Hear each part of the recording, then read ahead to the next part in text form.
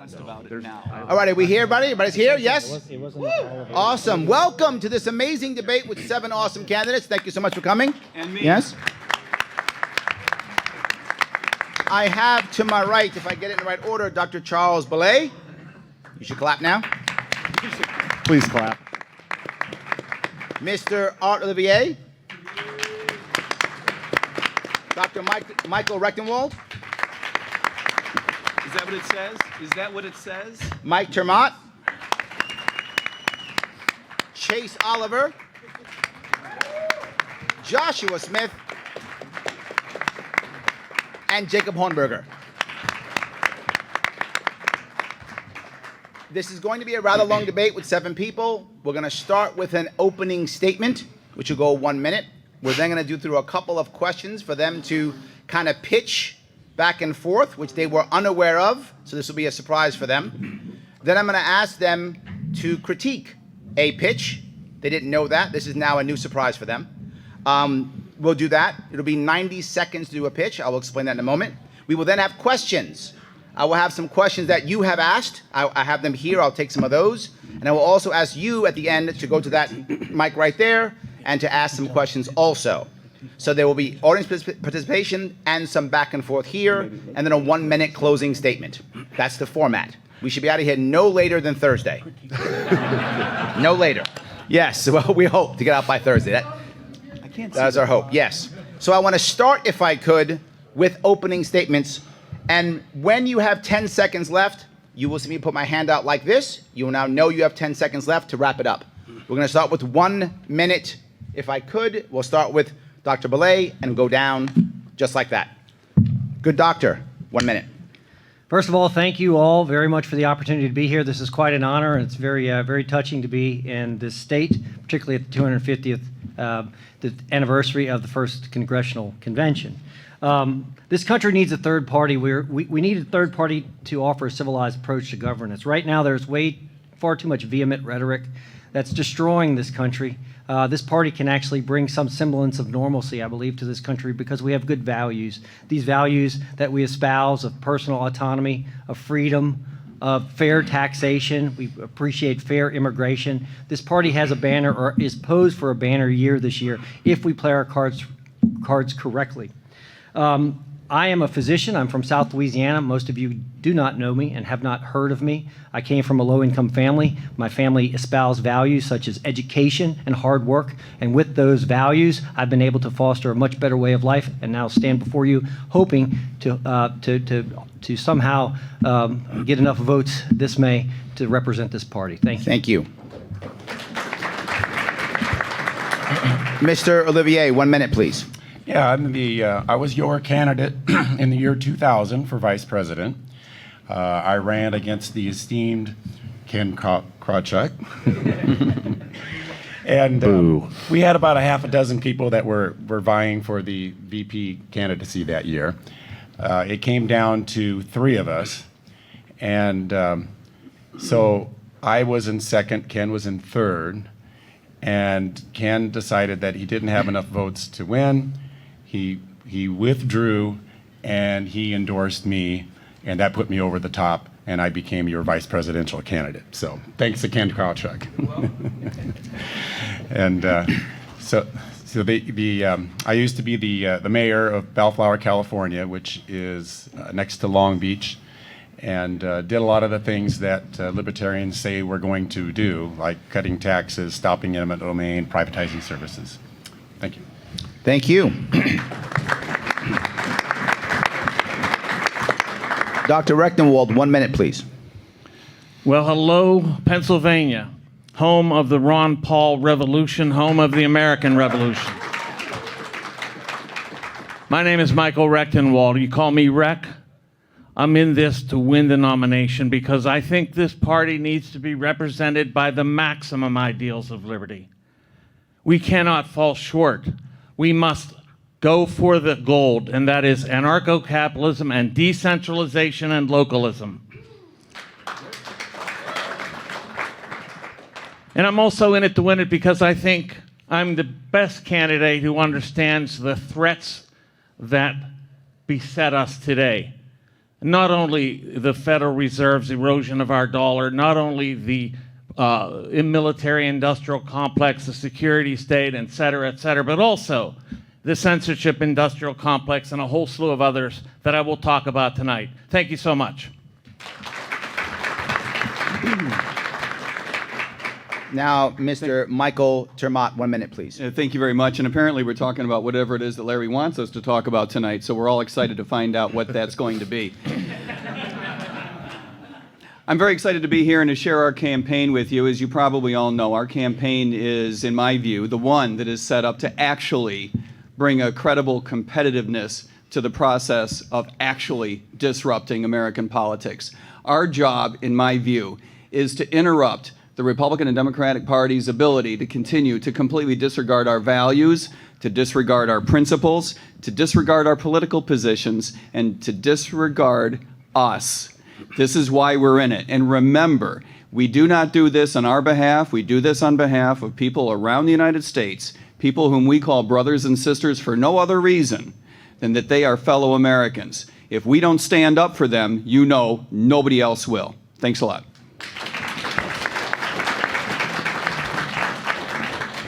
Mr. Chase Oliver, 1 minute, please. My name is Chase Oliver. I want to be the Libertarian candidate for president. I got started being a Libertarian because I was anti-war to the core, and I wanted to oppose the warfare state that exists around the world, and I want to be a voice for the anti-war movement that does no longer exist in the two major parties. I want to build our party from the foundation up. I have 4 metrics of victory that can tell me if our campaign is a success outside of winning the White House. How many states can we win ballot access so it's easy for libertarians to run all over the country? How many states can we win major party status so we get more media attention, primaries, and other things? How many winnable, electable libertarians can we identify and have my campaign travel out there, knock on the doors, get the attention of them, and push them across the finish line to victory? And I make this commitment to each and every one of you. If I'm our nominee in 2024, I want to double our party's membership, and I'm committed not just to be our nominee for 1 year, but to stay committed for the next 4 years, to keep that doubled membership, hold on to it for 4 years, so next time around we have twice as many activists, twice as many donors, and twice as many energy in the Libertarian Party. We're going to build it from the foundation up, and as we do it, we're going to tear the state down brick by brick. Go to votechaseoliver.com. Thank you very much.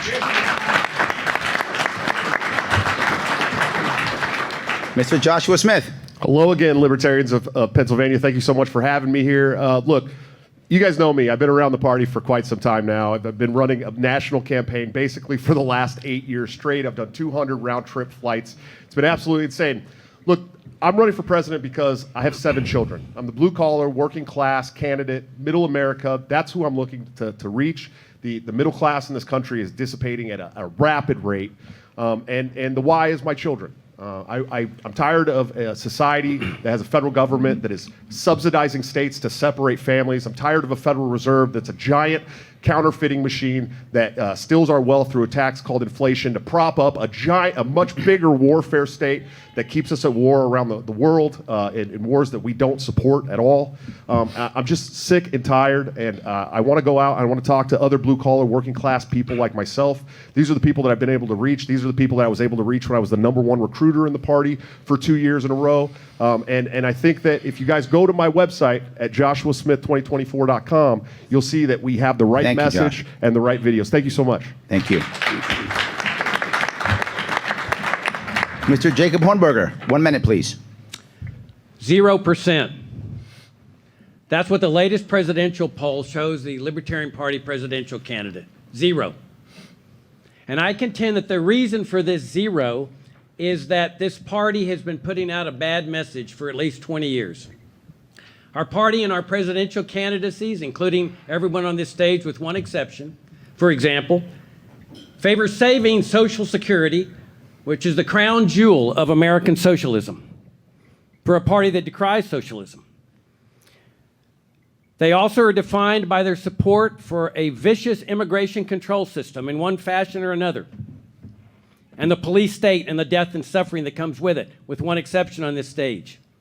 I contend that if we're going to restore the sound founding principles of this nation, it is incumbent on this party to restore the sound founding principles of this party of freedom and voluntary charity.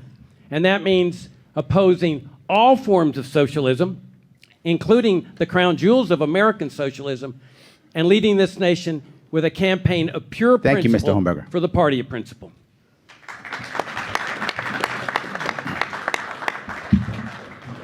So this year, we have a very special situation. We have 3 popular people who are probably going to be running against us as independents. We have Dr. Cornel West, Dr. Jill Stein, and of course, Bobby Kennedy Jr. We know this is going to be, it's going to be people that are going to be looking for our votes and trying to take the votes away from us. Of course, I get that. We should accept that. I want the candidates here to imagine something. Your campaign manager has told you, hey, we've been invited to a non-libertarian single-issue group. It's a single-issue group. They're not libertarians, but they don't want to vote for the person who usually does that thing. So can you give me 90 seconds, 90 by the way, 90 seconds, and tell me and pitch those people and tell them why they should vote for you and not the other. Here are your 3 groups you can pick from. You pick. 1, you have a group of people who are anti-COVID lockdown. They can't stand the COVID lockdowns. They're so mad about it. They are unhappy. But they don't want to vote for Bobby Kennedy. But they are totally anti-lockdown, anti-COVID. They can't stand the regime. They want to get rid of it. You can pick that group if you want to. Or an anti-war group that's very anti-war. They can't stand the wars, are tired of the war, a group, they're 100%, but they do not want to vote for Jill Stein. Or a group that is anti-war and drugs, wants prison reform, wants to change everything, but they don't want to vote for Cornel West. So you may pick one of those 3, and then give us 90 seconds on how you would pitch that group to vote for you instead of one of those 3. Is the question clear, everyone? I think so. You get to pick one of those 3, and then pitch that group for 90 seconds on why they should vote for you and not one of those 3 people who ostensibly are the ones who they should be voting for, but they don't want to. Do I have a volunteer to go first? I'll do it. There we go. We'll go right down the same line again then. In fact, we'll reverse it. We'll go you, then we'll go Mr. Hornberger and up. So go ahead, please. Okay, so What group? I'm talking to the anti-COVID vaccine. Anti-COVID. Right. 90 seconds. Go. Okay. So I work as a physician. I'm a head and neck surgeon. I was the guy that was putting in trachs for the COVID persons. And so I understand all of the vaccination questions in this country, and I understand a lot of the anti-lockdown rhetoric that goes on. But I can tell you from being on ground that it was real. When the first wave of COVID came around, I was in New Orleans, and it hit, and people were dying hand over fist. You had physicians that were burning out. They were literally going nuts. You had nurses that would go home at the end of the day with blue faces because the masks were on so tight. And at the time, we were praying for something to help this country. I would challenge anyone in this audience or anyone in this country to come up against me and talk about this. At the time of the event, we were praying to God that there was some means to correct this situation because you saw death after death after death. We had tractor trailers putting bodies in. It just did not stop. You would see a healthy individual and people would literally dying. They were stroking out, dying, heart attacks, etc. When the vaccines came around, did I take the vaccine? 100% I did. We were praying to God. There was a reason. Now that the actual virus has changed, of course, we don't need to do this any longer. But at the time, for those who say that there is absolutely no point in this vaccination, they did not see what it is that persons who worked in the hospital saw on a day in and day out basis. I can promise you that. I can stand by it. I have records for it. And I guarantee you that we were correct. Thank you, Dr. Belay. Thank you. Yes, thank you. I'm sorry, yes? Can we change order? Can I go next? I wanted to have a, okay, you that excited? Jacob's on board. You okay? Fine. Please pick one of those 3, Mr. Mott, and tell us who it is. And No, you go I on want to 90 pick the seconds. same one. Same one. Yeah, Awesome. the This same is one. the Look, COVID people. 90 seconds. we go. need to stop making this argument based on science. We need a separation of science and the government in this country, and I would recommend that for countries around the world as well. And I would recommend it for governments at the local and the state level. There is no science argument good enough to convince us as libertarians, and there should never be an argument based on science. It's good enough to convince any American that the government has the right to tell you to wear a mask, that the government has the right to shut down your business, that the government has the right to tell you to stay the hell home, squeeze me, or that the government has the right to force you to take, wait for it, a vaccine into your own body. Consider the following example. If there were a vaccine in this world that we're absolutely perfect. Imagine that. Imagine a vaccine is, if you take it, you're going to live. If you don't take it, you're going to die. It shuts down transmissibility. Perfect. This is a thought experiment, folks. It shuts down transmissibility and has absolutely no side effects. This is the world's perfect vaccine. It's been tested and it's completely free. Would the government have the right to tell you to take it? No. Thank you very much. This is not a science argument. This is not a science fair. This is not a matter of science. This is a matter of ethics. The government does not have the right to tell you what to do, no matter how stupid I am, and no matter how smart people in the government think they are. Thank you. Afterwards. Yeah. So I'll keep going down. Chase, are you okay? Mr. Oliver, you're all right? Yeah, absolutely. Pick one of those three, 90 seconds. Yeah, I'm going to talk to the Jill Stein anti-war crowd out here. Okay, great. The truth is the left hasn't been an anti-war movement my entire life. The left anti-war movement was an anti-Bush movement, and as soon as Barack Obama became president, the anti-war movement dissolved in this country. If you're really anti-war, you need to be a libertarian, because libertarians have been anti-war since our founding. We were founded opposing the draft in Vietnam, opposing the war in Vietnam, and we have not stopped opposing military adventurism and military intervention all around the world ever since. I am anti-war to the core, and if you're an anti-war voter and I'm the nominee for president and you want to stop wars all over the world, you want to end the war machine, you want to stop our bombs from dropping and killing kids all over the world with our names on it and our taxpayers paying for it, then you should join the Libertarian Party, the only real anti-war party that exists in this country. And if you can't get down with that, all you are supporting is the warfare state in one way or another. Whether it's Ukraine, Israel, Iraq, Iran, anywhere around the world. Every time we fight in a war that's undeclared and that's not defending our sovereignty and defending us from invasion, it's an immoral war crime. Every president in my lifetime was dissolved or should be in prison for war crimes. And if we're going to have somebody who wants to speak out against the war machine, I recommend you dump the Green Party, dump boring Jill Stein, and you get right in line with the Libertarian Party and fight for freedom and anti-war peace in this world. Thank you very much. All right.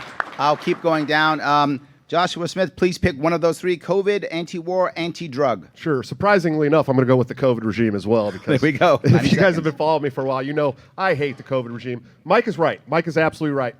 Listen, I think 100% the government has no right whatsoever to tell you what to do with your body in any shape or form, unless you've committed a crime. Okay, at this point.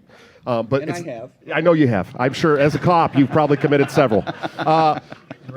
But here's the thing. Bobby Kennedy has spent his life, or at least his older years, litigating malpractice suits. That's what he does. I understand that he seems like he'd be really good on this issue. But I'm telling you, if that COVID vaccine had all of its tests and trials done in a correct manner, he would not have had a problem with it. I guarantee that. I'm sure of it. But here's the thing. We need to take this a step further. I understand that as president, I would make sure that nobody was forced to take a vaccine, mask their children, keep people at their house. I guarantee those things. But also I guarantee that these people need to be held accountable for what they did to us for 4 years. 4 years of the greatest tyranny that we've seen in the United States of America ever. These people need to be held accountable. We need, and listen, I understand that you don't like this, but we need 100%. These people have to face trials. They have to be held accountable, and they need to go to jail. 100%. Never again will we do this to ourselves. Never. Thank you. All right. Mr. Hornberger, please pick one of those three, and you have 90 seconds. When I announced my candidacy over a year ago, I said... Hold on one second. Who are you talking to? The anti-war. Anti-war, thank you. Yeah. I said that I wanted to be free. That's the main thing that I'm running for in my lifetime. But secondly, I said we need to bring an end to the federal killing machine. Martin Luther King called this the greatest purveyor of violence in the world. And there's no denying that he was right. We don't know how many people they've killed over the last 80 years, but it's got a number in the millions, including some of my schoolmates at VMI that were killed in their beloved little Vietnam War. And when we talk about invasions, occupations, sanctions, embargoes, drug war, immigration controls, we live on a daily basis with death and suffering from the national security state. But it's not enough to be anti-war. We've got to go back to the sound founding principles of this country. John Quincy Adams summed it all up in his 4th of July address in 1821 to Congress, in his speech, In Search of Monsters to Destroy, where he said it is not the role of this government to go abroad in search of monsters to destroy. But then they opened up immigration where anybody fleeing tyranny could come here and not be forcibly deported. But even that's not enough.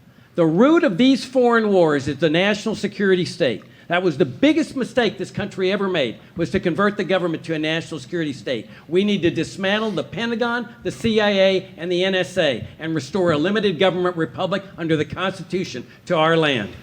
That's the root of all of these forever wars that never end. Thank you. Mr. Olivier, who are you speaking to? I'm speaking to the anti-war people. Anti-war. 90 seconds, please.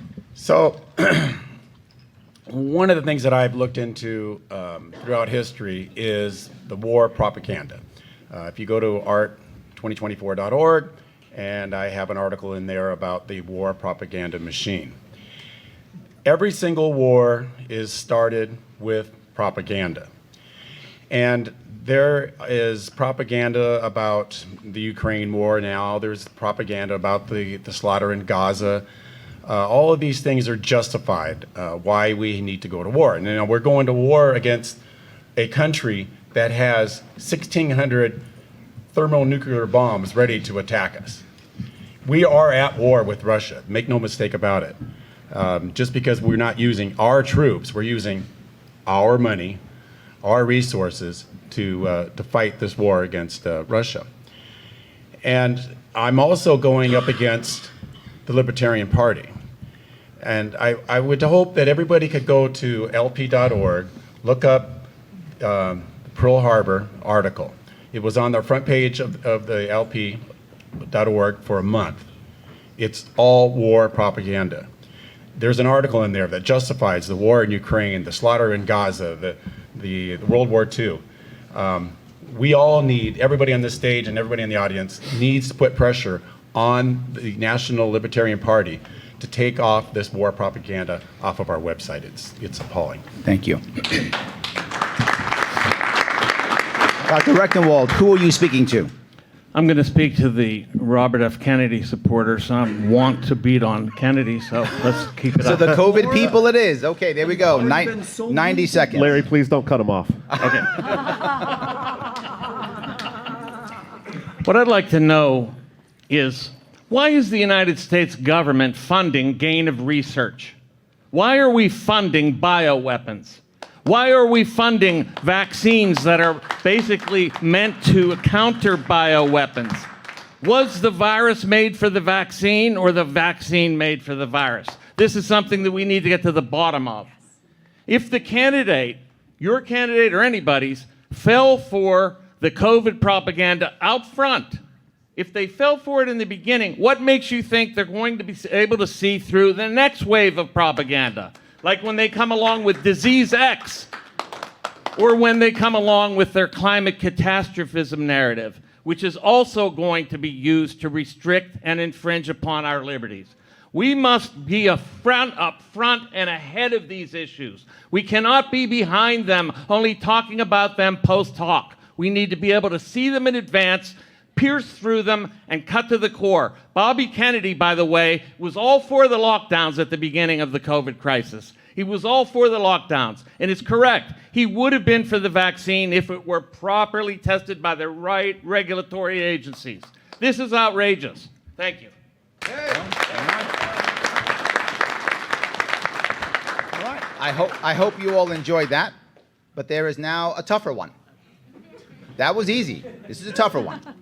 Now your campaign manager says, hey, I got a bunch of people who voted for Biden in 2020, and they are no longer, they think it was a mistake, what were they doing? But they hate Trump. They voted for Biden, they don't want to vote for him. They know he is the terrible president, they don't want to vote for him, but they just hate Trump.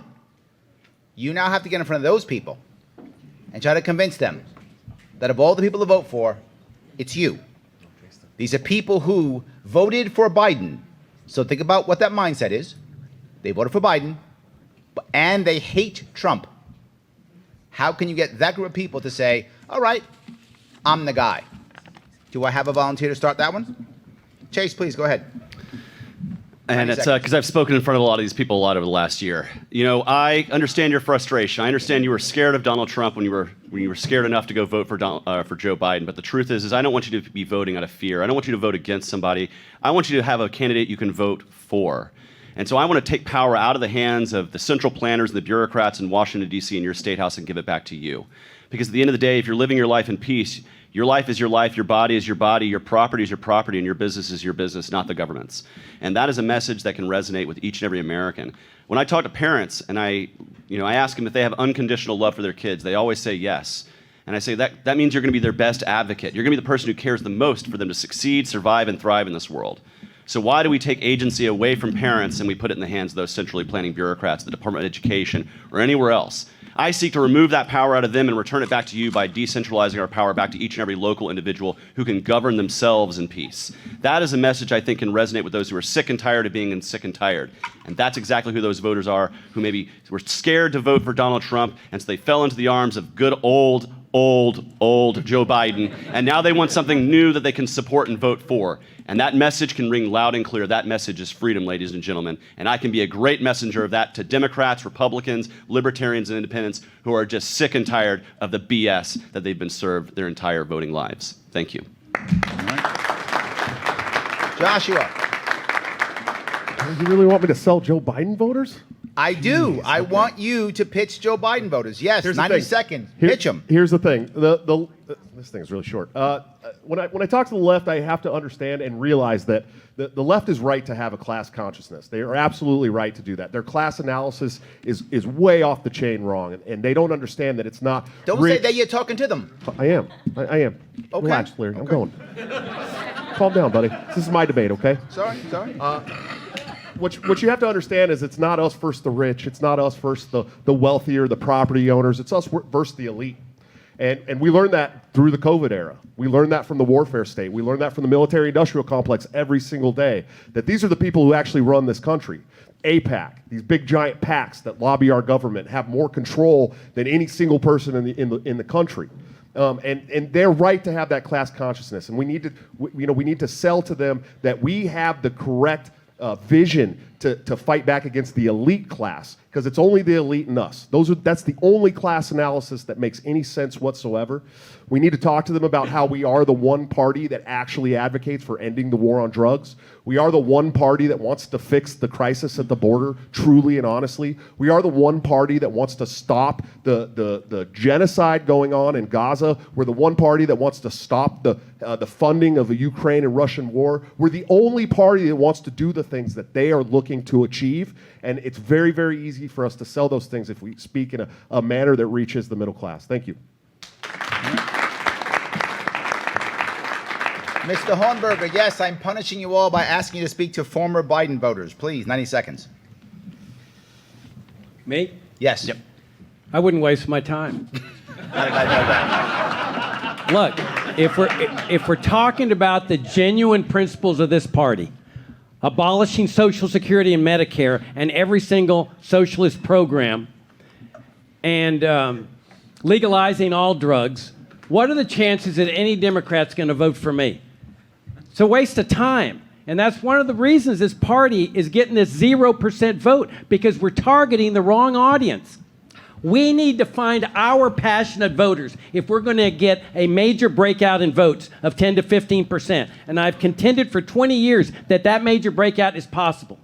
20 years ago, I ran for U.S. Senate in Virginia against one of the most popular governors in the history of the state, John Warner, chairman of the Armed Services Committee. I knew I wouldn't get one Republican vote, and I didn't care. I knew the Democrats didn't run anybody. They knew they couldn't win, but I knew I wouldn't get one of their votes, and I didn't care either. But I ran a campaign like I'm proposing here, a campaign of pure principle, open borders, abolish all socialism immediately, Social Security, Medicare. I garnered 7% of the statewide vote, not 0.07, 7% with no money. Because there is a constituency out there that loves our principles. They may not join our party, But they're out there, and I have no doubts they have doubled and tripled in size. And that's why I continue to say that if we restore the founding principles of this party, we can achieve a major breakout that is far above the 0% Thank that you. we're getting with this message. Thank you. Was that a two-way race, you said, Mr. Three-way. Dr. Belay, I'm asking you to try to convince former Biden voters who are afraid to vote for Trump. 90 seconds, please. I think it would be hard to do, but I mean, I think you'd have to say, listen, we're a party of principle. I mean, how much better really are you in this day and age? Cost of education's up, cost of gasoline's up. Pretty much everything in life has cost more. You know, back in the day when my grandfather, the Democratic Party was a working person's party, and that's changed tremendously. It's become more of a socialist party.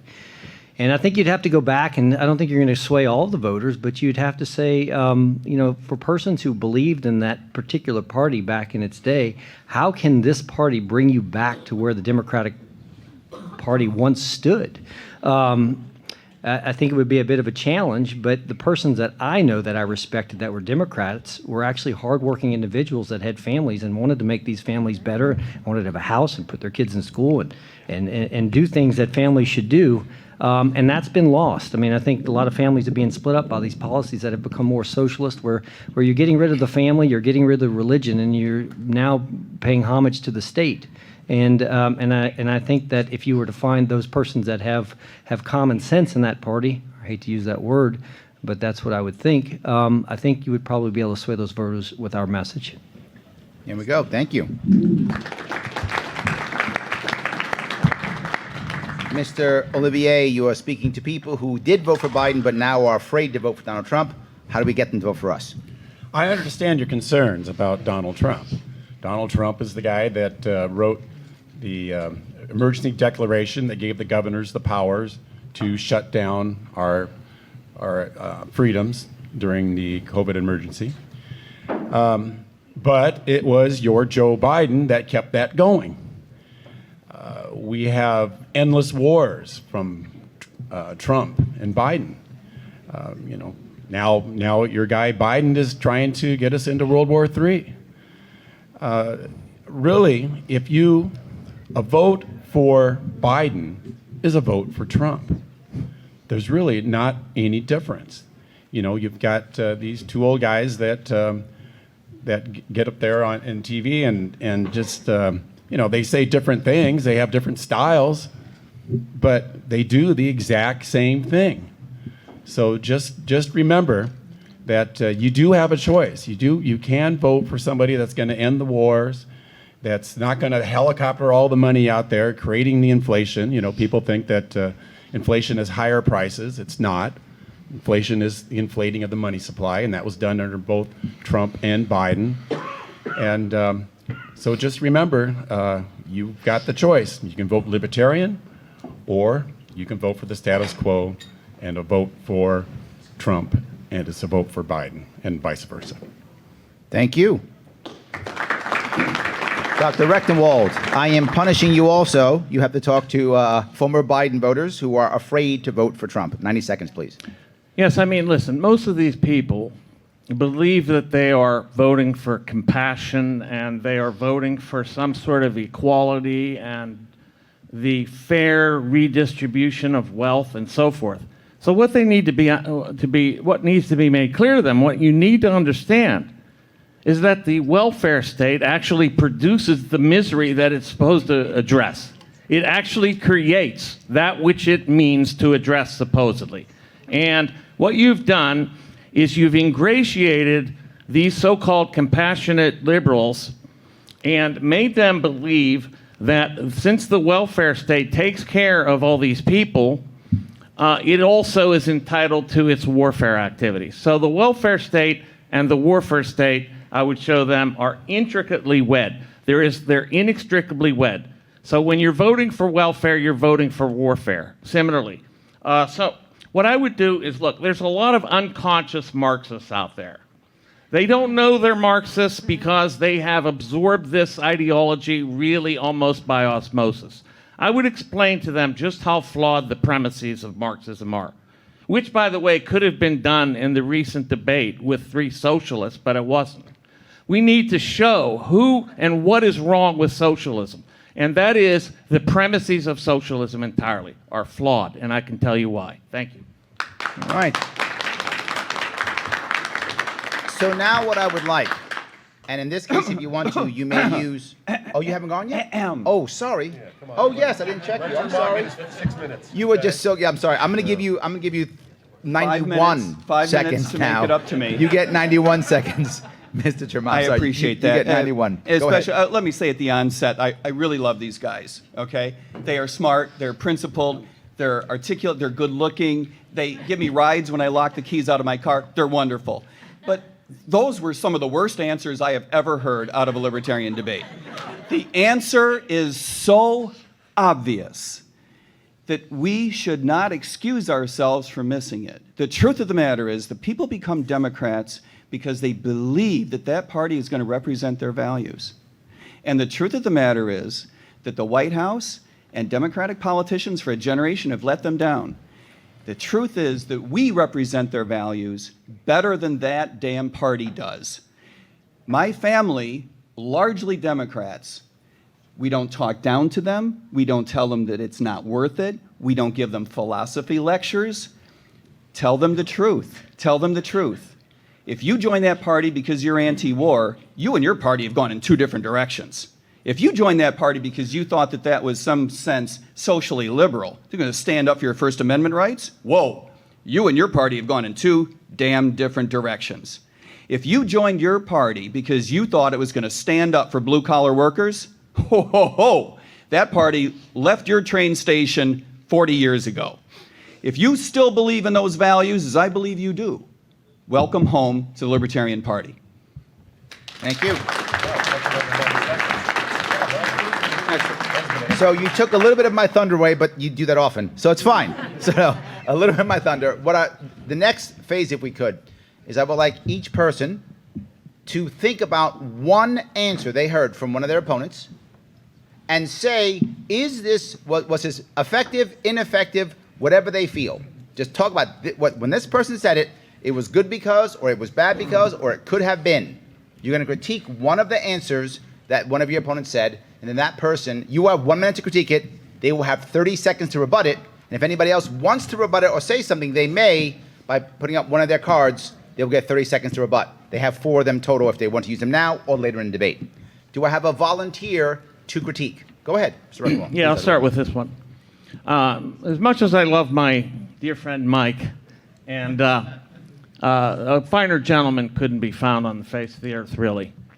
Let me just say this, Mike, it's not enough to reflect people's values back to them. You have to change their values. We have to begin the process of changing values.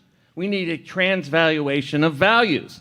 That is, we must change the culture and get libertarian ideas out there from the bottom up. It's necessary to do something more than just reflect what people already believe. We need to change what they believe. That's why this is a program of education as well as a program of propaganda and a program of persuasion. It's also an educative program. We need to make people think differently. Let's be real. We have to create more libertarians. Thank you. There you go. Mr. Chamat, you have 30 seconds to rebut. Yeah, that was a terrible answer. Sure, Mike. That was truly a terrible answer. That is a misunderstanding of politics of the highest order. The truth is that we already align with their values. We are the anti-war party. There are people out there who are anti-war. They are ready for an anti-war message, and we can give it to them. There are people out there who are fiscally conservative who feel like the Republican Party has left them. We are their natural home. Thank you. Does anybody else want to rebut that? 30 seconds if you want to rebut. Excellent. Do you can I want go to back? do you want to spend one of your chits? Yeah, I mean, I think this is a vital issue, Good, then actually. take one if you would. Grab it and chuck it out. Grab it and throw it. Yes. Okay. Done. Here we go. Afuera! Afuera! Done. I am the Absolutely. lion. Done. The problem is these people have a configuration of values that aren't consistent. They have an anti-war stance here, a welfare stance there. They're all mixed up. Let's be real. They are confused. And so we need to pierce through that confusion with principles and to teach them why they're wrong.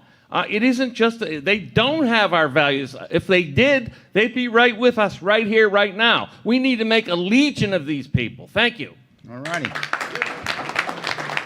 Anybody else want to spend their chip for this? Excellent. Chase, please pick one person, 1 minute. I would speak to the idea that it's a waste of time to reach out to Democratic voters. I was once a Democrat, and it was because I was an anti-war voter, and it was because a libertarian literally waved me into the tent that brought me to liberty. And it's because I had one libertarian idea, that I was anti-war to the core, and he said, welcome home. Let's connect your anti-war views with the rest of the philosophy of liberty. That's the kind of candidate I want to be. I want to find that libertarian issue in each and every voter. Are you tired of the warfare state killing kids overseas? Welcome home to liberty. Are you tired of immigrants being treated like crap by government instead of letting them come here and work and start their American dream? Welcome home to liberty. Are you tired of seeing your land being stolen to build a wall at the border or put a pipeline through your farmland? Welcome to liberty. Whatever their issue is, we need to bring them into the tent and be evangelical libertarians and connect their one libertarian idea with the greater philosophy of liberty. That is how we create new libertarians. That's how we build a foundation of success. And that's how we start winning elections and tearing down the authoritarian state together. Thank you. There you go. Mr. Homberger, you have 30 seconds to rebut if you would like. No, I have no rebuttal. Okay. Does anybody want to use their card to rebut? Excellent. Next on the line, Josh. Yeah, I'd like to go back to Dr. Belay down there. Listen, I heard what you were saying about the first wave of this sickness, okay? And that's the same narrative that the government and the media and the regime got to use to lock us down for 4 years and force us to either lose our job or take an experimental vaccine. Look, 4 years later, we have doctors and nurses coming out saying that they watched the trachs kill people. They watched the remdesivir kill people, okay? This was an absolute mess from the beginning because of protocols that in most hospitals are set by big pharma, okay? Some 24-year-old rep in high heels that comes into the hospital, sits down with the board with a bag full of sandwiches and says, you guys got to prescribe this new medicine. It's terrible, terrible. Protocols in the hospital today are some of the worst they've ever been in our country, and it's because of socialized healthcare, subsidized healthcare, and the media narrative on healthcare. Thank you. Okay. So hold on. I'm going to give you time. So, yes, Dr. Belay, you have 30 seconds to respond. Please go. Okay, so to clarify my position, I don't think the government should have to tell you this, but I would also like to give a little history lesson. Back a few years ago, Alton Ochsner, who was actually a very prominent physician in this country, tried to develop a polio vaccine, and he administered this to his granddaughter, who actually died. Jonas Salk thereafter came through and actually produced a vaccine that we all take to this day. Now, I don't know who's taken a polio vaccine in here, but it's probably about almost close to 100%. So while I'm not advocating for the government to actually mandate you take that vaccine, pretty much all of us have actually have taken a polio vaccine, and it's actually eradicated it. Do you want 30 more seconds? No, I'm good. Okay, good. Excellent. Does anybody else? Yeah, sure. I'd like to just comment on the polio vaccine. Take one of yours and check it out. Oh, well, if you, all right. Afuera. There we go. Afuera. Afuera. There we go. I'm the lion. Yes. All right. Look, first of all, I'd like to just address the polio vaccine, which came out long after polio rates had dropped immensely. Absolutely way, way, way, way down. If you get the opportunity, go read The Moth and the Eye Are Long, a biography of polio. It'll tell you all this stuff. It's been a narrative since the beginning. It's absolutely horrendous. I'm tired of hearing medical doctors talk about this stuff repeatedly. Thank you. Okay. So part of the reason this party only gets about 0 to 1% of the vote is because we go on the fringes and start talking like this. I would challenge you the next time disease X comes along, volunteer at the hospital. We could use lots of help because we couldn't get enough people. Right now you can't get enough nurses. I worked in healthcare for 10 years, Mr. Blake. Well, please come on back because we'll love to have you. You have more time if you want. Oh, well, so the COVID actually created a huge nursing problem. You can't get them because there's now travelers nurses. No. Calm down. Calm down. Calm down. Sergeant at Arms. Sergeant at Arms. Stop. Josh, you're going to get me in trouble, Josh. Stop. Don't get me in trouble. Don't get me in Larry, trouble. everywhere you go, somebody Everywhere gets I thrown go, I'm out. throwing people out all the time. Stop. You guys are going to get me in trouble. And I can't fire anyone. I just work. All right. Thank you for that. Let's see. Mr. Homberger, would you like to take 1 minute to critique or even to say it was good, somebody's response. Yeah, I'm going to take all the people on that have been talking about COVID. And notice there's a significant absence of a point they all make, and that is the separation of healthcare and the state. No. Because they all believe that the state should be involved in healthcare and Medicare and Medicaid and these socialist programs, but then they complain about the abuse of power. When our founders were faced with this, with state churches, their solution was not to sit here and criticize all the state church people. Their solution was get government out of religion. And that is where we need to lead America, to the separation of healthcare and the state at both the federal and state level, so that we don't have to be complaining about abuse of power because they don't have the power to get involved in healthcare at either the federal or state level. There we go. Too late. I already flooded. Nope. Too late, buddy. I am the lion.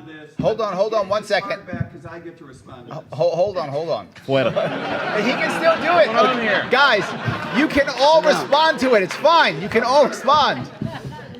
You can all respond. No worries. Relax. There we go. That's my card. You can't Yes. just recycle my card, Mike. You doodled on that. Okay. Guys. It's okay. You can all take a piece. It's fine. I'm gonna be good. Josh, I know you're upset. Do your 30 seconds. Go. Yeah, I've advocated for the separation of healthcare and the state for 10 years, first of all, Mr. Hornberger, Jacob, whatever. So I wish you wouldn't have done that. That was just ill-advised. But here's the thing. You stood in Georgia and told us you had no idea if any crimes had been committed in the COVID regime. You literally spent 10 minutes arguing on this same topic. You are not qualified to make any more remarks on the COVID regime whatsoever. If you sat there for 4 years and watched the COVID regime drag us through the mud illegally, unconstitutionally, and against our wishes, then you don't get to comment anymore. Thank you, Josh. Thank you. All right. Now, Mr. Tremont, you also wanted to also? Yeah, Go ahead, please. I want the record to show I threw some paper too. Good. Then you're good. You're good then. Look, a big part of our campaign is what we call the separation of science and state. And, I'm having deja vu. I said this like 10 minutes ago. So the whole idea that, we're not on board with this is just wrong. And I happen to know, I'll save you guys some paper, these guys are also on board with the idea of separating the medical establishment from government control. This is absolutely critical. We should not be arguing on the basis of how good the vaccine is or how good the science is or how well-intentioned the medical industry is. There should be separation. Thank you. Does anybody else want to use their... Yeah, I'd like to add. I'd like to add something. Where's your Wait, Afuera card, buddy? You got to Afuera. You got to do it. There we go. All right. You can. Here's the thing. We not only saw the state enact certain policies and drive home a certain agenda, but they enlisted all kinds of corporate entities into it. They enlisted big pharma. They enlisted big tech. Breaking down the state is more than the government itself. We must take on the whole configuration, and that includes their apparatuses, which they enlist and enroll to roll out their agenda. It is not enough to take on the government. We must take on the whole configuration that is the state. Thank you. Excellent. Good. Does anyone else want to use 30 seconds to respond? No, that was well said. Okay, there we go. So, Dr. Belay, please take 1 minute to critique someone what their answer was. I will talk to this side of the table. I mean, with regards to COVID, look, I'm a libertarian. I believe in separation of the government and medicine, but the party needs to get people on board. And I'm not speaking to you because I'm some sort of tyrant or I want to think like I'm 100% with the state or I'm with big pharma. Quite the opposite. I mean, the problem is when you see death after death after death, it begins to change your outlook on why things happen and why you go about trying to do things. And yes, were things done incorrectly? Of course they were. These lockdowns were silly. You didn't need the lockdowns, but everyone was searching for a way to help people. I mean, deep down inside, most people actually care about other people that work in medicine. And that's what you're looking for. So if you're looking at me like somehow I have a government fetish, that's entirely not the case. But I can tell you it changes you when you see this. And not everybody's on board, but I can tell you we need to gain the trust of the American people, and they need to know we want to help this country. Thank you. There we go. Good. Okay. Larry? All right. Was that Yeah. Point of order. Yes. When I gave my 90-minute critique of these guys and they responded, wasn't I supposed to get a 30-second rebuttal? I think Oh, did I not do that? You are correct. You are correct. I'm sorry. Go Yes. for it. I remembered last time you said you had no rebuttal, but that was a different question. You are right.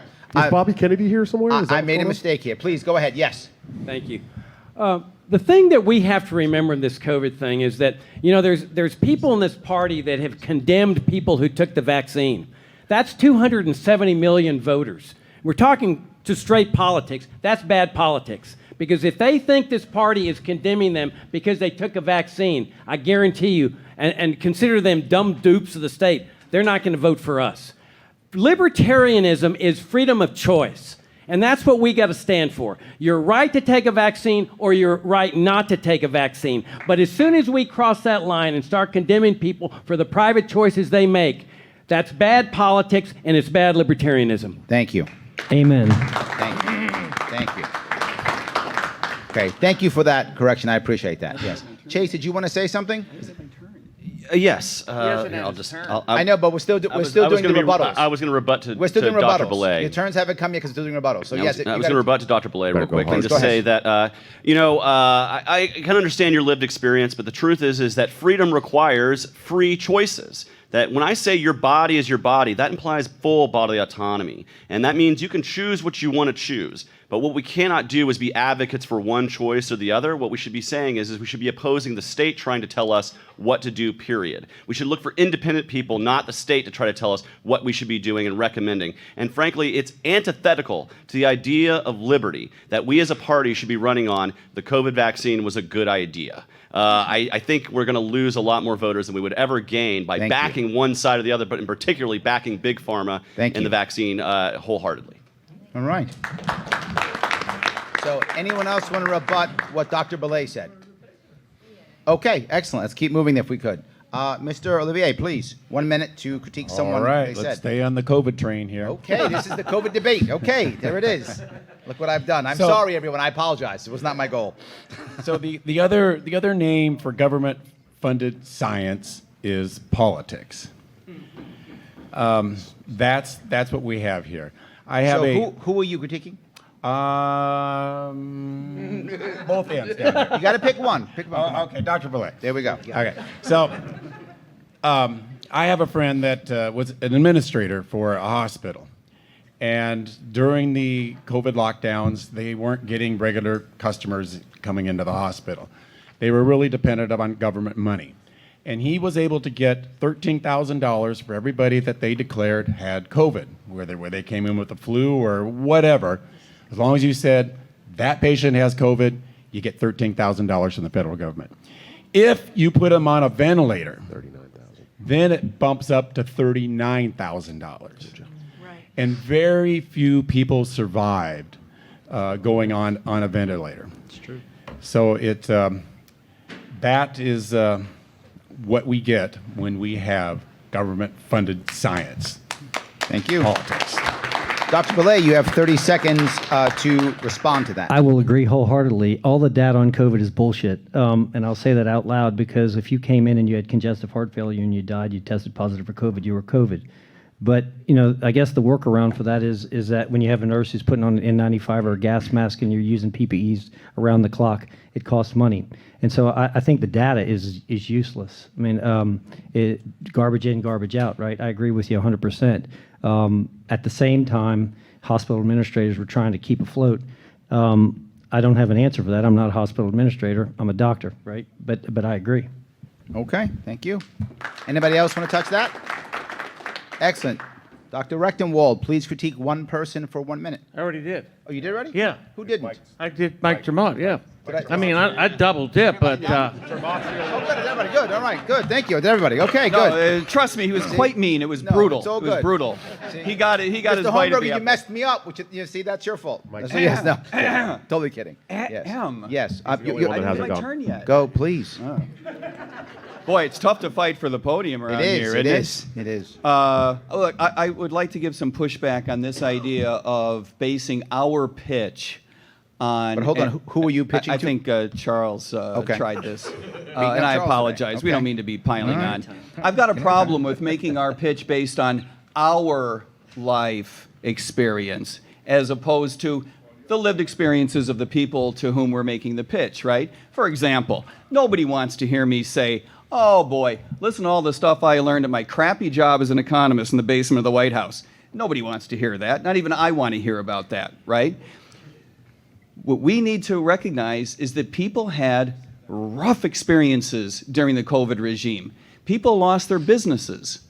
People lost the very dignity of being able to make personal choices for themselves and for their families. People lost their jobs, whether it was their own business or not.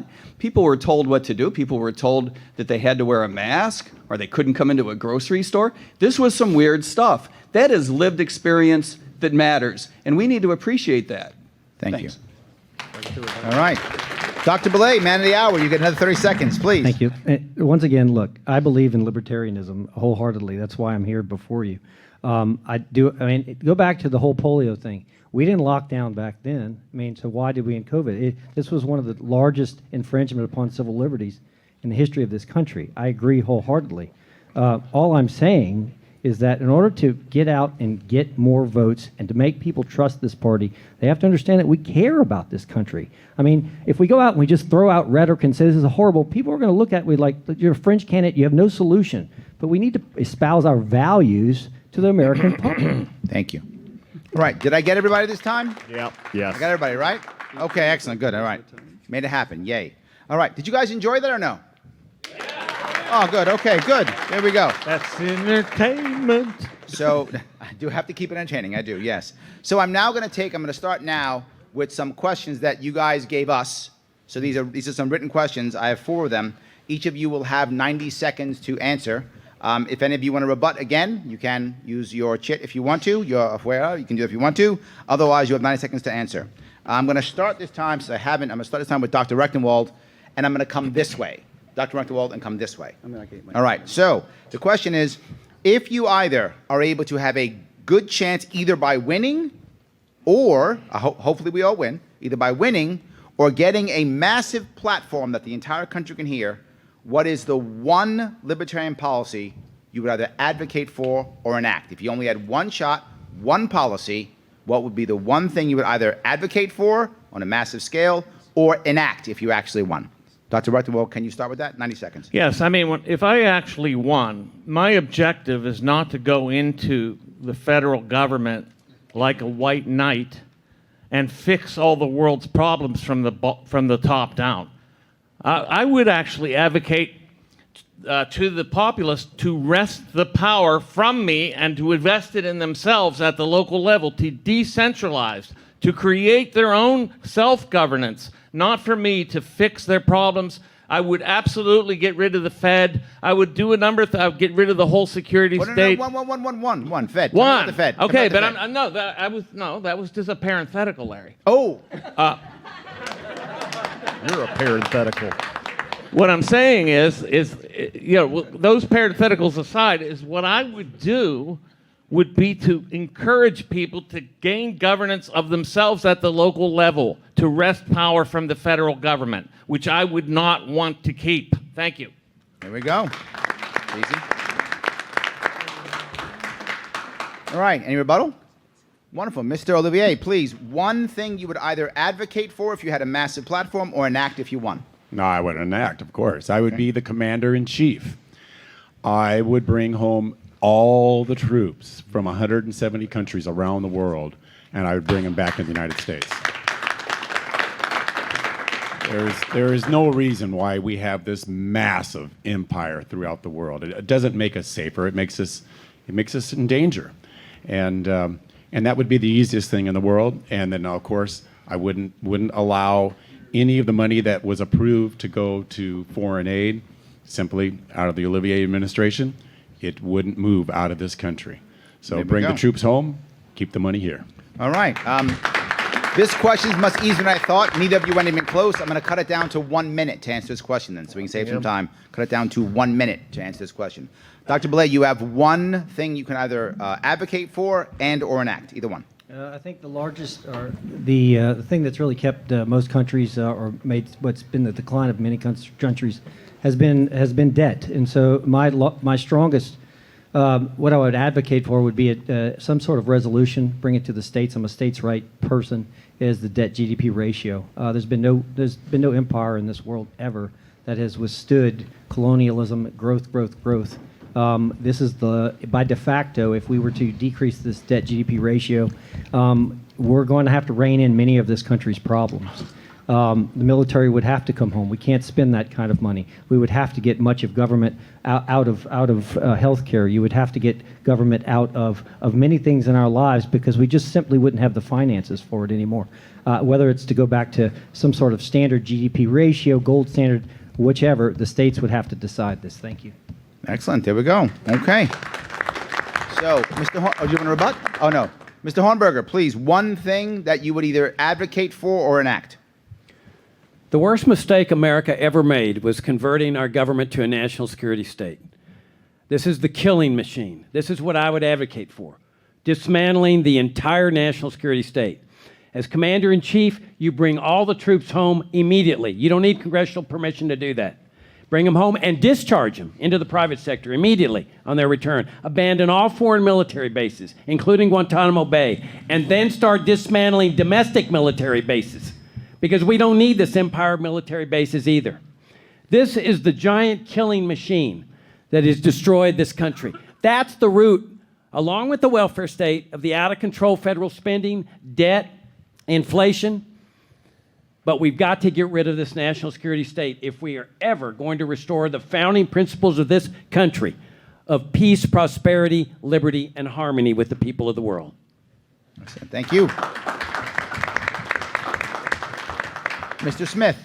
Like many of my colleagues up here, I feel the same about the warfare state. One of the worst things in the entire history of the world is the evil American foreign empire's foreign policy. It's absolutely detrimental, not just to us, not just to our citizens, but the entire world. Day one, we're bringing our troops home. It absolutely has to happen. We absolutely have to start shutting down foreign military bases. We have to abolish immediately the authorized use of military force that has taken all the power away from Congress and given it directly de facto to the President of the United States and lets him just direct the military anywhere he wants it to go. We have to put the onus back on Congress to declare war if they want war, and then at least then their constituents can see how they feel about killing 500,000 Iraqi children and millions of others around the world. Thank you. All right. Mr. Oliver, 1 minute, please. The number one thing you would either advocate for or enact. I wasn't looking for this much consensus at the table, and I hate the fact that I'm going so much after everybody because I'm sounding like a broken record, but we got to dismantle the warfare state that exists in this country. I've been anti-war before I even knew what a libertarian was, and it's because I was sick and tired of seeing our government drop bombs on people, killing innocent people all over the world, and using faulty, fake intelligence from the CIA to justify their actions.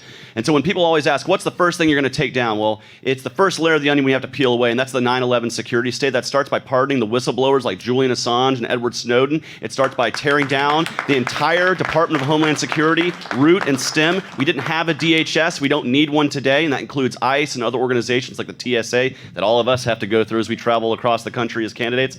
I would immediately look to get ourselves at the very least, back to where we can have a pre-9/11 kind of conversation, because ever since 9/11, 2001, we've been going in the wrong direction. More death, less diplomacy, less peace. We need to reverse course immediately, and only a libertarian will get that done. Here we go. So I think this time, Mr. Chamath, I will just purposely skip you. I'm kidding. Obviously, I'm just totally kidding. Mr. Chamath, you have 1 minute. Go ahead. This will be the first of my 7-minute answer. Look, a lot of truth was spoken here. In fairness to Larry's question, I'm going to try to keep this to one policy, and Charles came perilously close to getting the answer right, so I want to give him credit there. Taxation is theft. Let's be honest about that. Yep. And the truth of the matter is, Milton Friedman taught us that it's not just taxation that's theft, but all government spending. Because whether government spending is financed through taxation, or whether it's financed through inflation, or whether it's financed through debt, it's all theft. And so the correct answer is, if you only have one bite of the apple, what you want to do is cap federal spending and use the debt, use inflation, use taxation as weapons politically to get that done. Then, once you've got spending capped, you can use that as a weapon against the entirety of the federal budget. Thanks a lot. All right. Good. That question was not my fault. That was your fault. You guys submitted it, not me. So yes, all right. So anyone want to rebut? All right in line. We went from one thing, now we're at the warfare state. The next question, which I think I will start this time. I just started with, Dr. Rectenwald, you started that last one, right? Yes, I did. All right, I'm gonna start with Mr. Chamat, then and go the opposite direction if I would. This is very similar. This is, what foreign conflicts and or alliances should the U.S. be involved in? Are there any foreign conflicts or are there any alliances that you believe the U.S. should be involved in? If I could start with you, Mr. Chamat. Thanks a lot. No. Okay.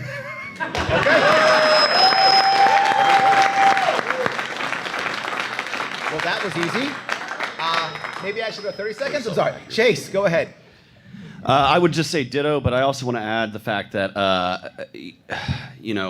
the only time our military should ever be involved in anything is if we're being invaded. So we should never be involved in a foreign conflict. If anything, we should be involved to protect ourselves from domestic invasion. And I will say this, every time we send ourselves overseas, we lose trust with our international neighbors, we make the world less secure and less stable, and we increase the possibility of more death and destruction around the world. So maybe we just need to reverse course and get ourselves back to peace and diplomacy. Here we go. All right, I am going to shift. I'm not going to go 30 seconds. I'll go 45 seconds. Yeah, we may not even need 45 seconds for this question here, Larry. Okay, but yes, this is your fault, guys, not mine. You asked these questions, so yes. So please, if you would, Joshua Smith, if you would please, what foreign alliances and or conflicts should we be involved in? Peaceful diplomacy with all, entangling alliances with none. Absolutely zero. We should end all foreign spending, foreign aid entirely, end all military conflict around the world, bring them all home, let them heal, man. That's it. There we go. Okay. Mr. Hornberger, same question. Yeah, I would agree with that, but I want to amplify on it. I think we should also end the embargoes and the sanctions that target innocent people. They killed hundreds of thousands of Iraqi children in the 90s with their sanctions. State-sponsored assassinations. How often do we talk about that in this party? By the CIA and the Pentagon. And there's Frank Church. Many of you may remember Frank Church, who's head of the church committee. And there's a great biography on him right now by James Risen. And Frank Church said, he was a fierce opponent of the Vietnam War, but he said, it's not enough to get out of the Vietnam War because there will always be another war after it. And that's because he said you have this national security state. And so I know I'm repeating myself, but if you want to stop the endless wars, you've got to get rid of the root of this problem, and that's the national security state. Because notice that there's always one war. They got out of Afghanistan, and within a short period of time, they're in Ukraine. And that's what they do. Thank you so much. Thank you. Dr. Belay, 45 seconds. Absolutely. I agree with Josh. I think this country needs to focus on peace and diplomacy. We need to take care of our people here in the United States. We need to get our debt under control. I think we have no place going in other parts of the world in espousing liberty and freedom when we can't practice it here at home. Thank you. There we go. Okay. Mr. Olivier, please. Remember the Maine. Remember the Lusitania, the Oklahoma, the Maddo. All of these ships were attacked, and these were what started the wars. But if you actually look at the history and find out what was behind these attacks or alleged attacks, you find out it was just war propaganda. We need to recognize each time that the war propaganda that we're fed, and every time it's false. And so once we can start recognizing these patterns, we can fight back immediately. When the war propaganda is presented to us, we can say, hey, that's a bunch of BS. We're not buying it. We didn't buy the last one. We're not buying this one. We're not going to war. Thank you. Dr. Rectenwald, same question.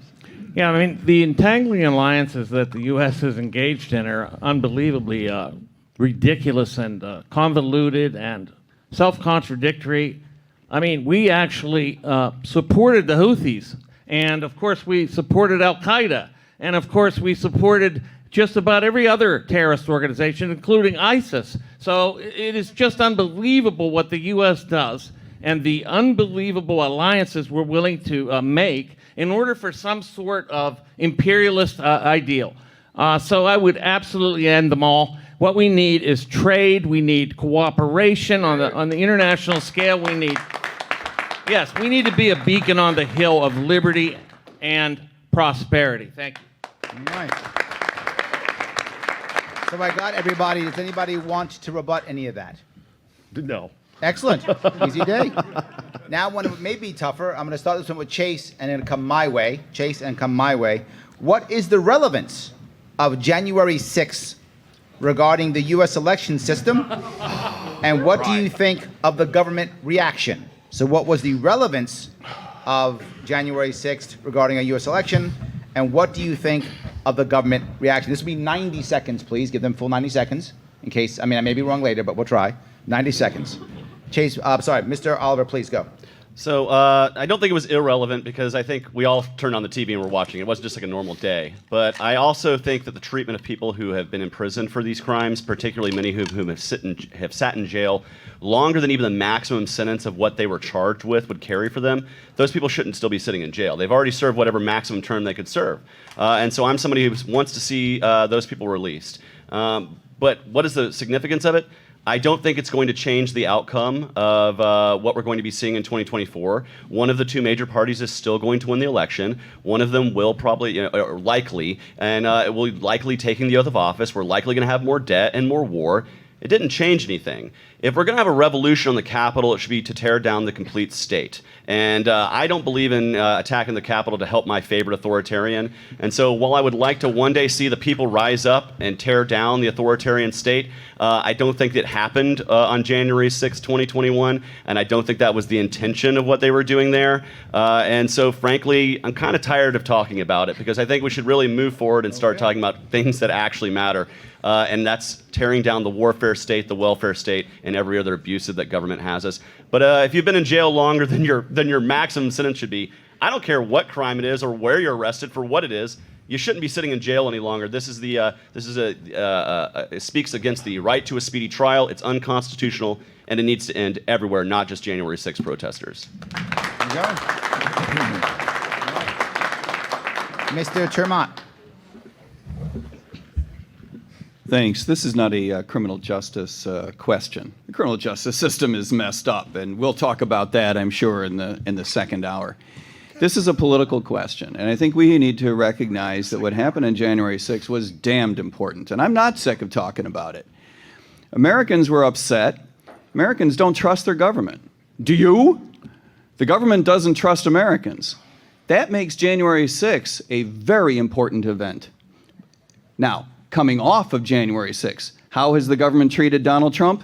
Do not make a mistake here and think I'm going to stand up for that guy, okay? Got a long history. I was in New York in the 80s. I got a long history of decades of disliking this guy for a variety of reasons. But to weaponize the government, to go after that guy and use January 6th as leverage, I think is wrong. I think it's wrong when the other party does it to the Democrats. I think it's wrong for us to say we're going to weaponize because now we know who really needs to go to jail. No, that's not what this is about, all right?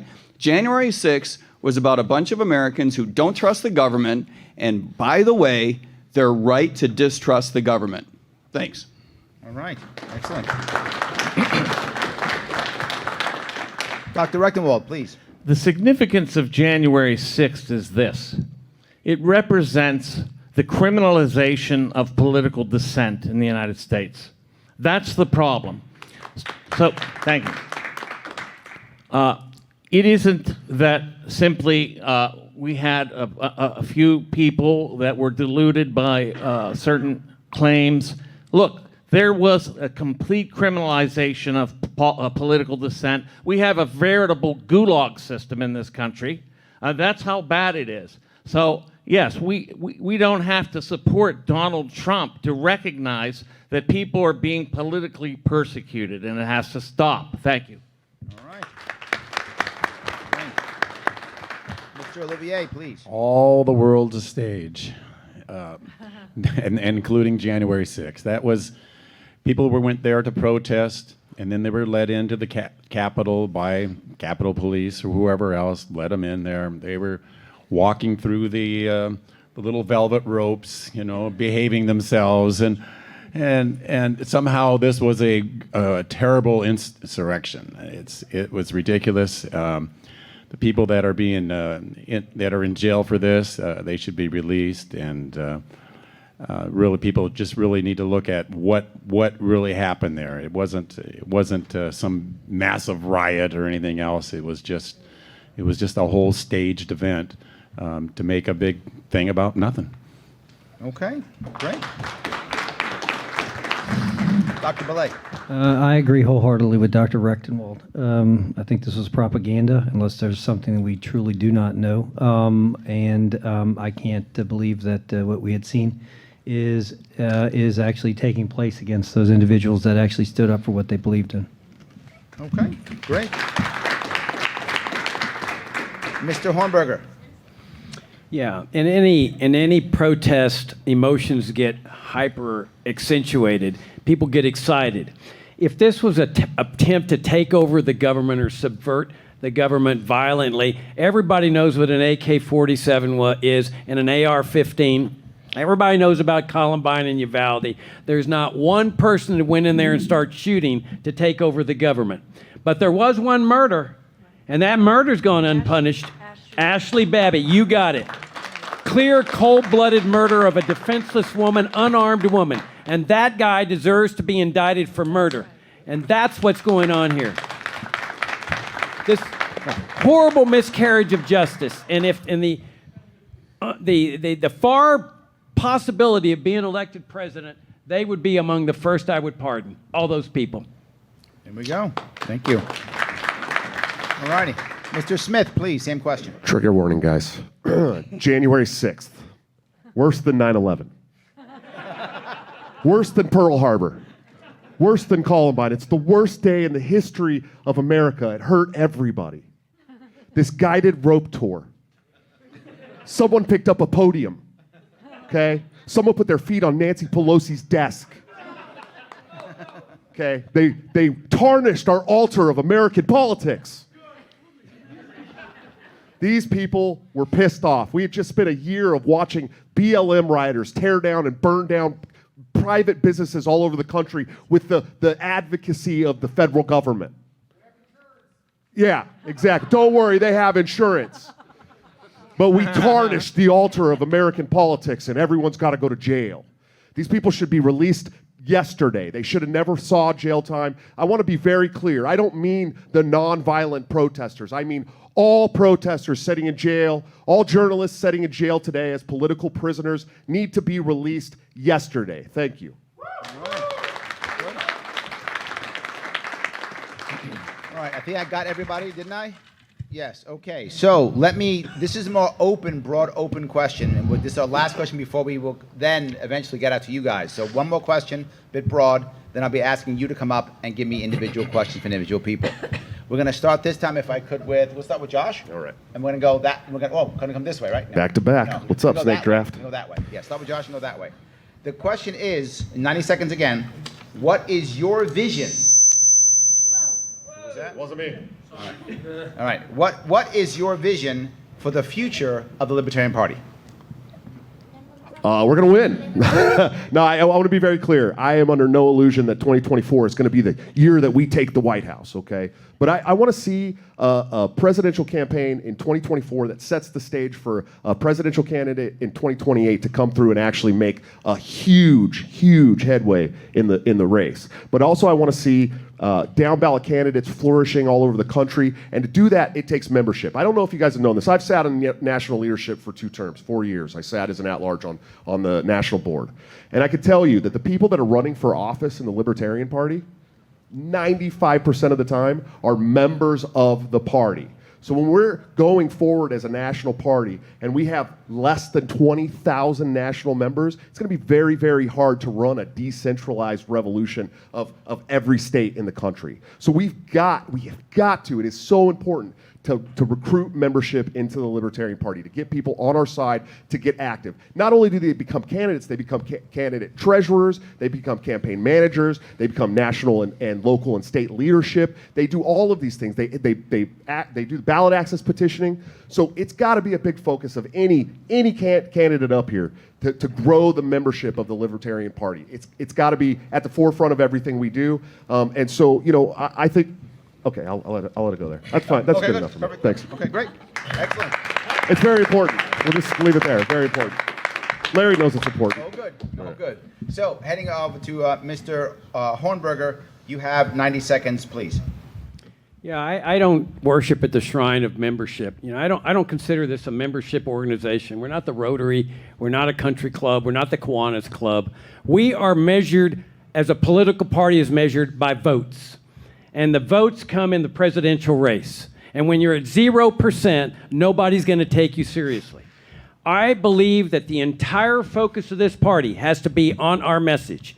We need to restore the founding message of this party. And that is a principled message that we hear the candidates here decrying socialism, but they all support.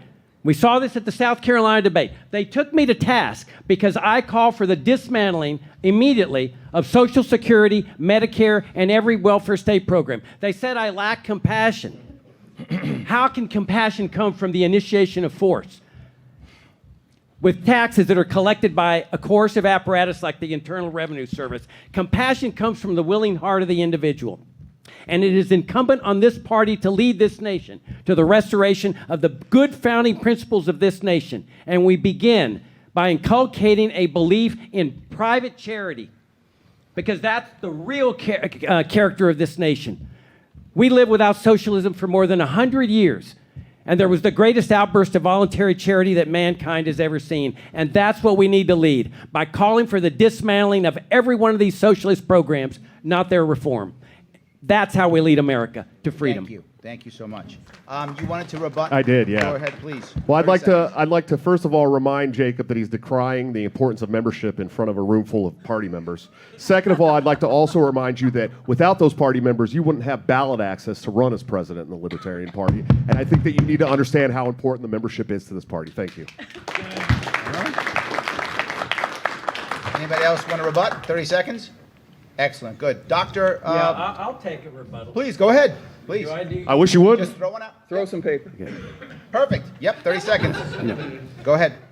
When you talk about doubling the party membership, it's an acknowledgement that we're at 0% in the polls. That's why they're falling back on this membership thing. And imagine this. They're always targeting Republicans. That's their target audience. Everybody on this stage targeting Republicans. You get flooded by Republicans, and what happens? They bring in their baggage. That's how this party has moved toward supporting this evil and malevolent system of immigration controls. This is why the mainstream press calls us a right-wing political party, because they bring in their baggage, they outnumber us. We are much better off as a small party with Thank you. principles that garner big numbers of votes out Thank you, there, Mr. Hornberger. whether they join us or not. Another Whether 30? they Go join ahead. us or not. Yep.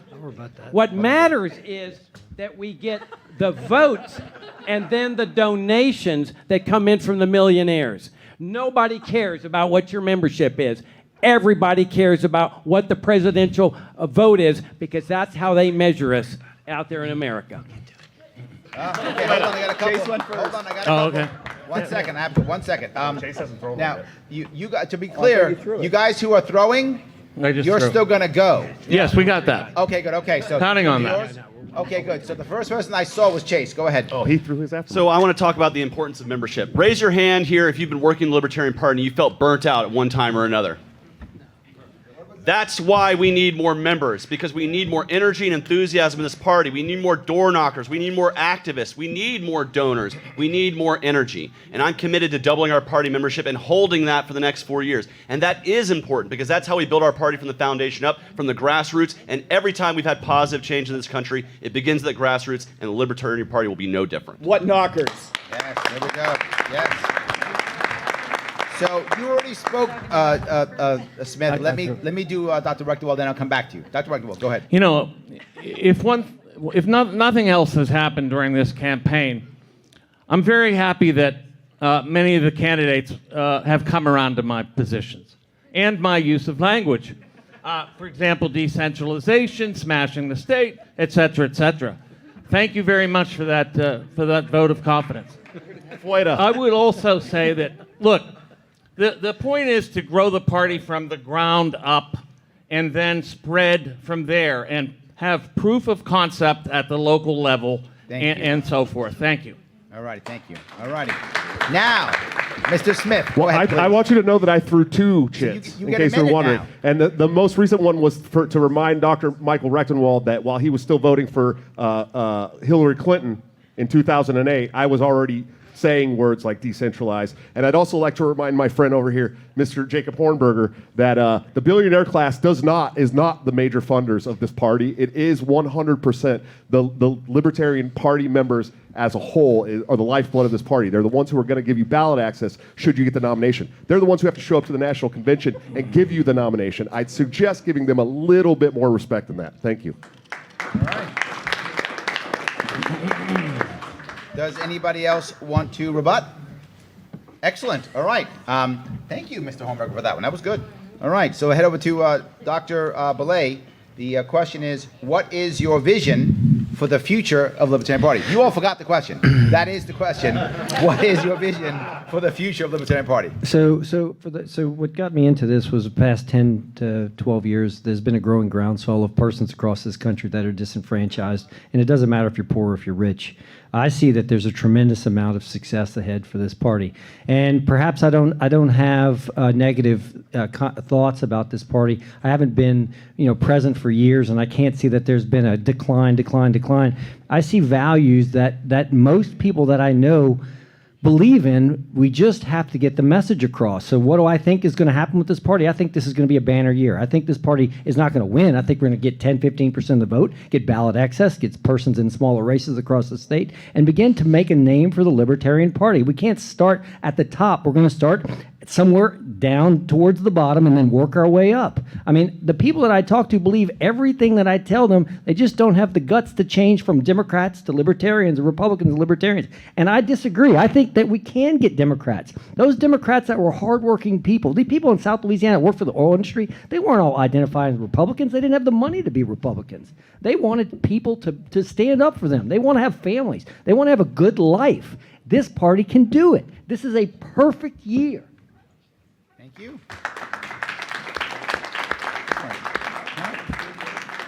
Mr. Olivier, what is your vision for the future Libertarian Party? Well, my vision for 2024 was that we would have 100,000 members in the Libertarian Party. Back when I ran for vice president in 2000, we really were moving our way up there. We were over 30,000 members by the time we finished that campaign. And I saw no reason why we wouldn't stop growing. But unfortunately, it's crashed. We're down to, 12,000 members now. So we need to bring that back up to make it a strong party. And then also another thing that needs to be done during this campaign is to look at the states that are going to require a certain percentage of vote to retain ballot access and major party status. Iowa is one of those states. We need to get at least 2% in Iowa to be able to do the caucuses and be a major party in Iowa. And there's several other states. So we really need to concentrate on those because that's not going to be easy this time around because we are not going to be, the third party candidate. It's going to be Kennedy. So it's going to be much more difficult. Even though we didn't get a high number of votes in 2000 because we weren't the third party guy, we weren't the fourth party, we were fifth. And so we didn't get a lot of votes, but we were able to build the party up, and that's what we need to do again this year.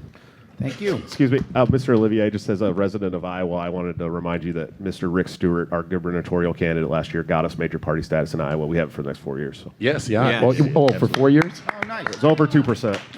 Yeah, we're a major party now. Oh, I know. Yeah. So, Dr. big deal. Rechtenwald, the question is, what is your vision for the future Libertarian Party? You have 90 seconds, please. Well, I got to say that my vision for the party is not so much for the party, My vision is for the people and what we can bring to them. The Libertarian Party is merely a vehicle. It is not the destination. The destination is liberty itself. So what I think we need to do is hold up the ideals of maximum liberty. Now, no matter what you think of Javier Milei's actual execution of his job, his weeping at the Wailing Wall, what have you, nevertheless, he ran on an anarcho-capitalist platform. That's what we need to do. This will turn people on fire. They're sick of the state totally. It's time to actually oppose it in toto. Thank you.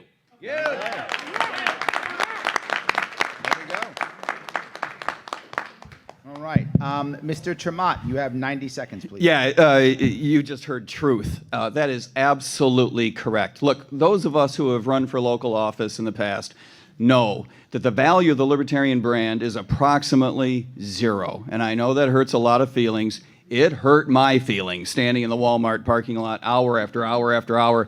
You spend half your time explaining what libertarianism is. Most Americans can't even spell it. And that's despite the fact that they share values with you, as I said before.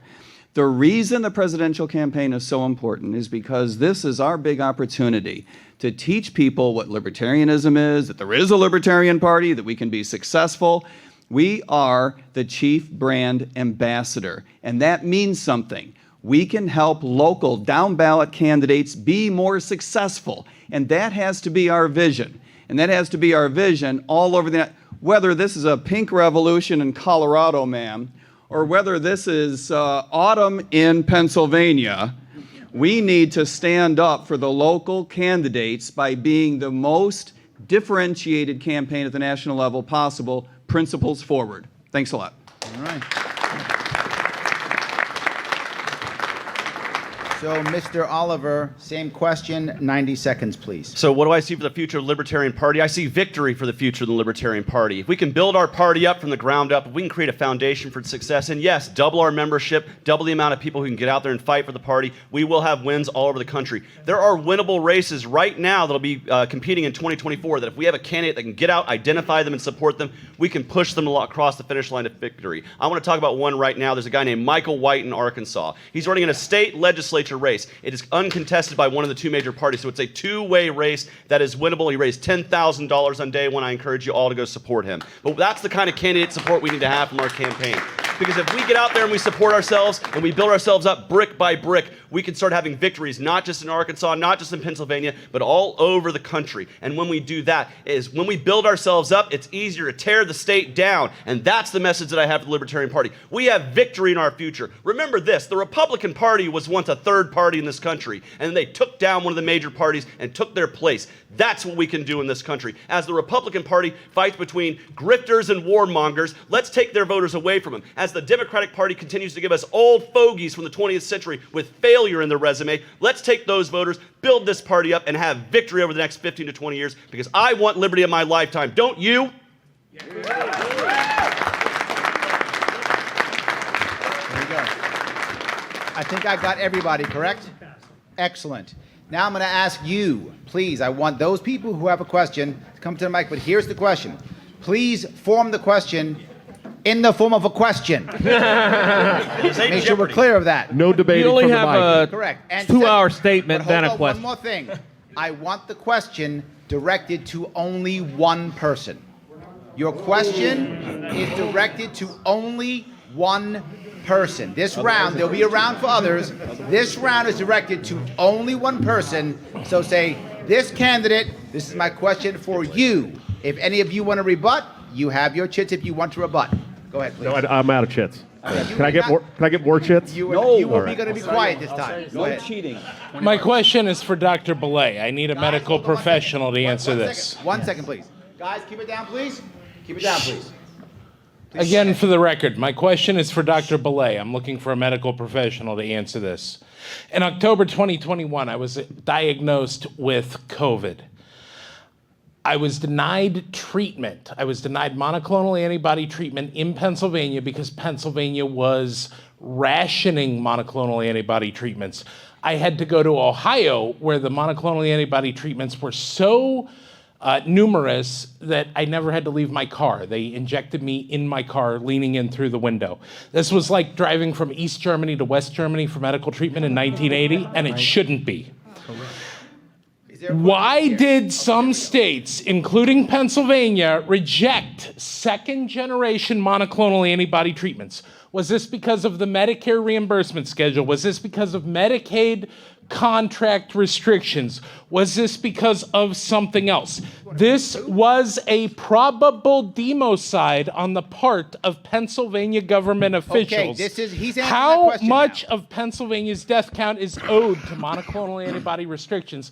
Please give me any information you can on where to find the parties and policies responsible for this. Thank you. So I know back in our day at our hospital when we had monoclonal antibodies, they were rationed. They were not unavailable in the state of Louisiana, but there was a limitation on when and how you can get them. Now, how those were being distributed is something I cannot answer the question. I mean, I don't know. I just know when they would come down, when it was to be available, and when you could say, hey, look, you can go to the emergency room and you can get it. And there were actually criteria as well. You weren't going to get these antibodies unless you met X criteria. And if you met those criteria, because it wasn't, we didn't have like Ohio where we had a tremendous amount. I remember that. So you had to meet certain criteria in order to be able to receive those, and the rationing of the care, to my knowledge, was made in order to try to help the persons who were the most ill. Here we go. Thank you. I hope that answers your question. By the way, that was the 90 seconds. If you have more time if you want to keep going. Well, that's what I know about. Okay, awesome, excellent. The next question may not be to Dr. Belay. The next question may not be to him. It must be to somebody else. Okay, my question is for Mr. Termont, and He's not going to be able to abide by your shirt, by the way. please don't be a jagoff. Don't, Josh. You use Mr. Smith. You used all your chits. No, sorry. Although I would appreciate if all of you would think of this, without compromising your anti-war messaging, without compromising the core message, could you explain to me how you would adjust it while presenting it to an audience in New England versus an audience in backwoods Tennessee? Tennessee to New England. How would you message that? Yeah, 90 and seconds. are you referring to, can I clarify? Please. Is this because certain states have greater interests because they have particular bases? I would or like do you to mean know- cultural differences? I would like to know how you would address cultural differences. Cultural differences. And by the way, I think the two are intertwined, right? There are places in the United States that are culturally intertwined with our war machine and economically tied up with our war machine. And I think, first of all, as a matter of principle, we need to recognize that families whose sons and daughters have fought for the United States, who have joined the military, who have participated in the service, we need to have every respect for their patriotism, as I do. For example, for Josh, we were just talking about this earlier, who is in the military. And, I have enormous respect for folks who are veterans and who have served. So I think that the first thing that we need to recognize is that we're not going to talk down to these people. We do need to make the following clear, that it's not just a matter of ethics that is the reason why we need to stand down in terms of military interventionism around the world. It is also a matter of the fact that the United States government is a strategic failure. And I think that people who have participated in this service are sensitive to this argument in a big way because they recognize they don't want the service to be part of a failure, right? But the truth is that the Defense Department of the United States has failed to achieve objectives in the long-run interest of Americans. And for this reason, we need to stand down. Thanks.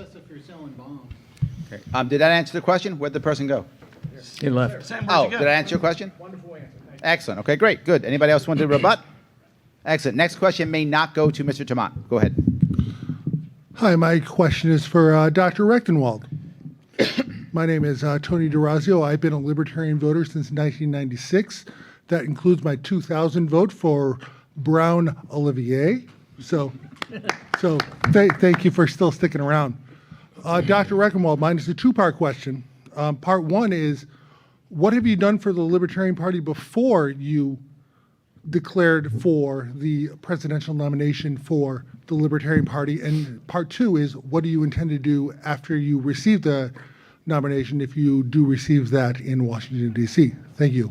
Here we go. All right, 90 seconds. Thank you very much for the question. So, listen, I wasn't a party operative or functionary. I was working at a different level. I was working at the level of liberty itself, and as a lowercase libertarian, writing and speaking across the country to numerous audiences the liberty message on a number of topics from different topics across the board. So, no, I was not. I was not knocking on doors, but I don't think the party needs a party functionary to represent it. It needs the best representative of the freedom philosophy. Yeah, I'll leave it at that. And what you do in DC. Okay, there we go. Second So part. now the second part is what will you do after? What I'll do after is continue to fight for liberty and continue to advocate exactly what I'm advocating now. I will continue to work on the decentralized revolution. I will continue to work on anarcho-capitalism. I will continue to fight for liberty, period. Thank you. All right.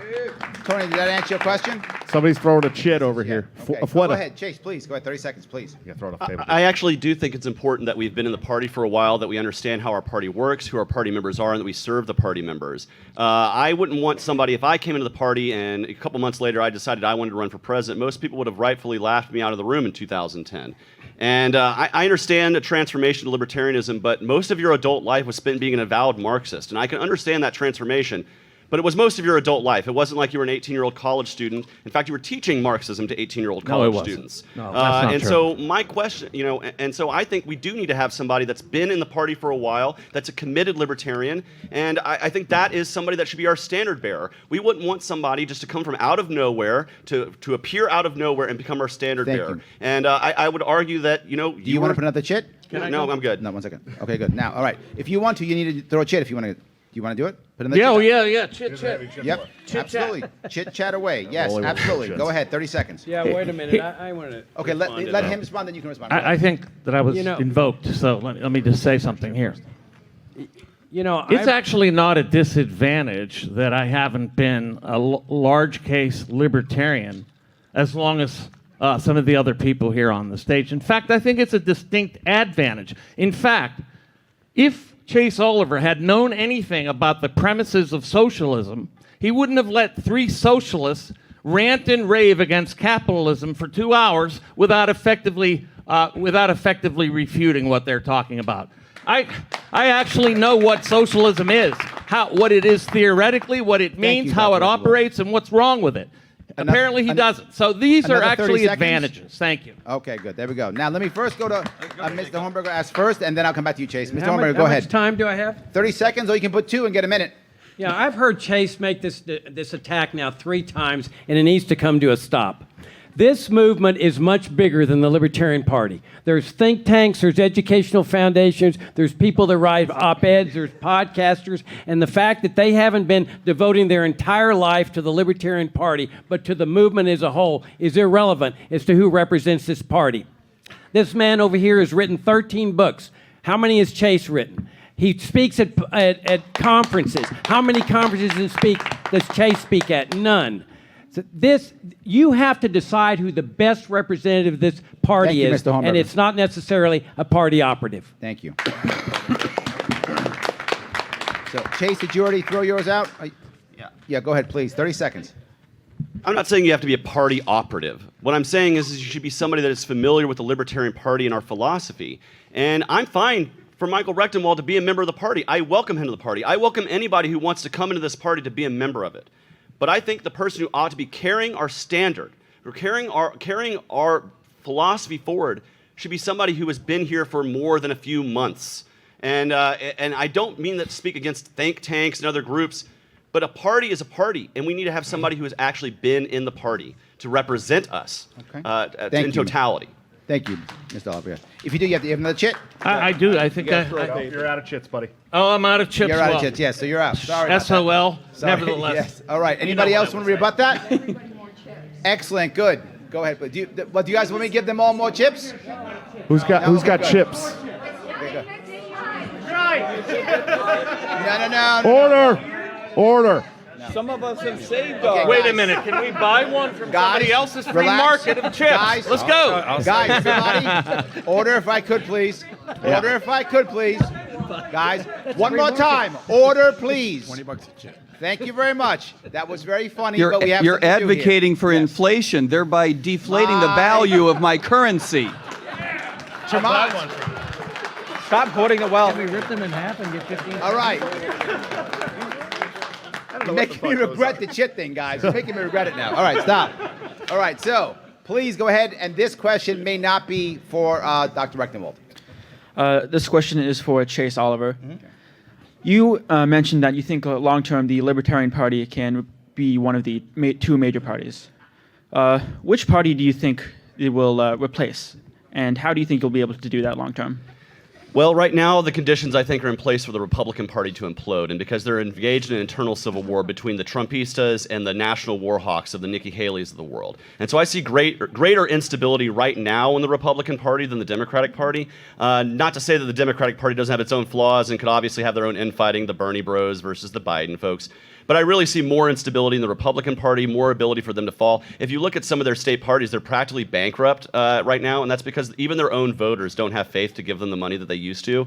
And so I naturally think, as a party that believes in decentralization, smaller to no government, limiting the ability for government to invade your rights, being anti-war, I think all of these play better to take down the Republican Party as it currently exists, because they like to talk the talk about things like fiscal restraint and how they're going to be patriotic and protect this country, but what they've done is the exact opposite. So I think it's just, both are completely hypocritical. It's very easy to point out the hypocrisy of both, but I think if we're going to tear down one and not the other, I think it's far easier for us to tear down the Republican Party as it currently exists. Thanks. There we go. Thank you. If Yes, Mr. Tremont, 30 if I may? seconds, please. Okay, for 15 seconds. No, 30 seconds. No. You're always playing your games.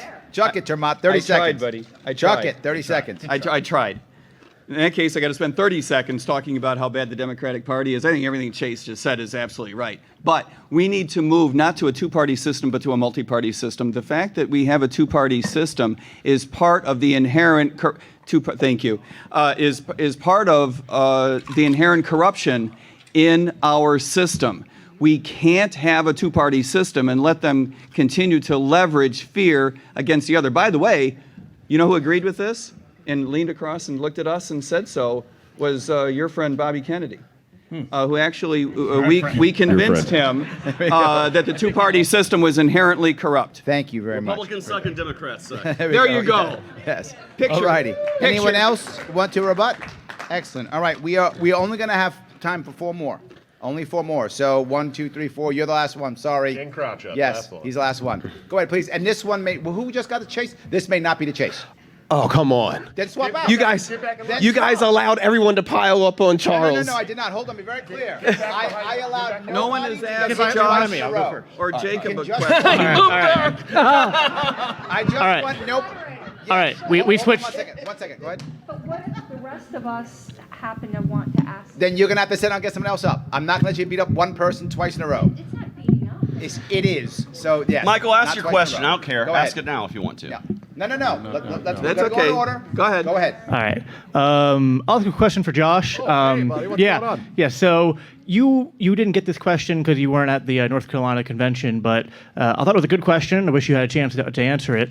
I know you're a fellow Christian. Can you explain just kind of like how you connect your Christian values to your political philosophy and how that affects how you're trying to appeal to the voters as you're going out there campaigning? Sure. I think 70% of the population of the United States today identifies as some type of Christian. I believe there's a huge Christian contingent in this country, whether we want to accept that or not. I do not believe that my entire religious philosophy needs to tell me how to govern. I think that most of the Bible is set in free will for the people that live in the world. And so I believe that free will is very important, but I do hold some values of the Bible and Christianity near and dear. I think we shouldn't be allowed to murder people. I think that's pretty obvious. I think that the constant warfare goes against all of our religious beliefs in several different religions. So there are certain aspects that I think coincide with libertarianism, especially. as far as Christianity goes. So there are things that I think are moral and good and in line with our philosophy that I would like to see legislated or abolished, for that matter, if there's things that we could abolish as well. So thanks for the question, man. Thoughtful. I appreciate it. There we go. Alrighty. Now you may not. Please do not ask Josh. Ask anybody but Josh. Okay. So I have a two-part question. So Chase, first, I love your focus on membership. I totally agree. We need an explosion of membership, and that's the most important thing in the party.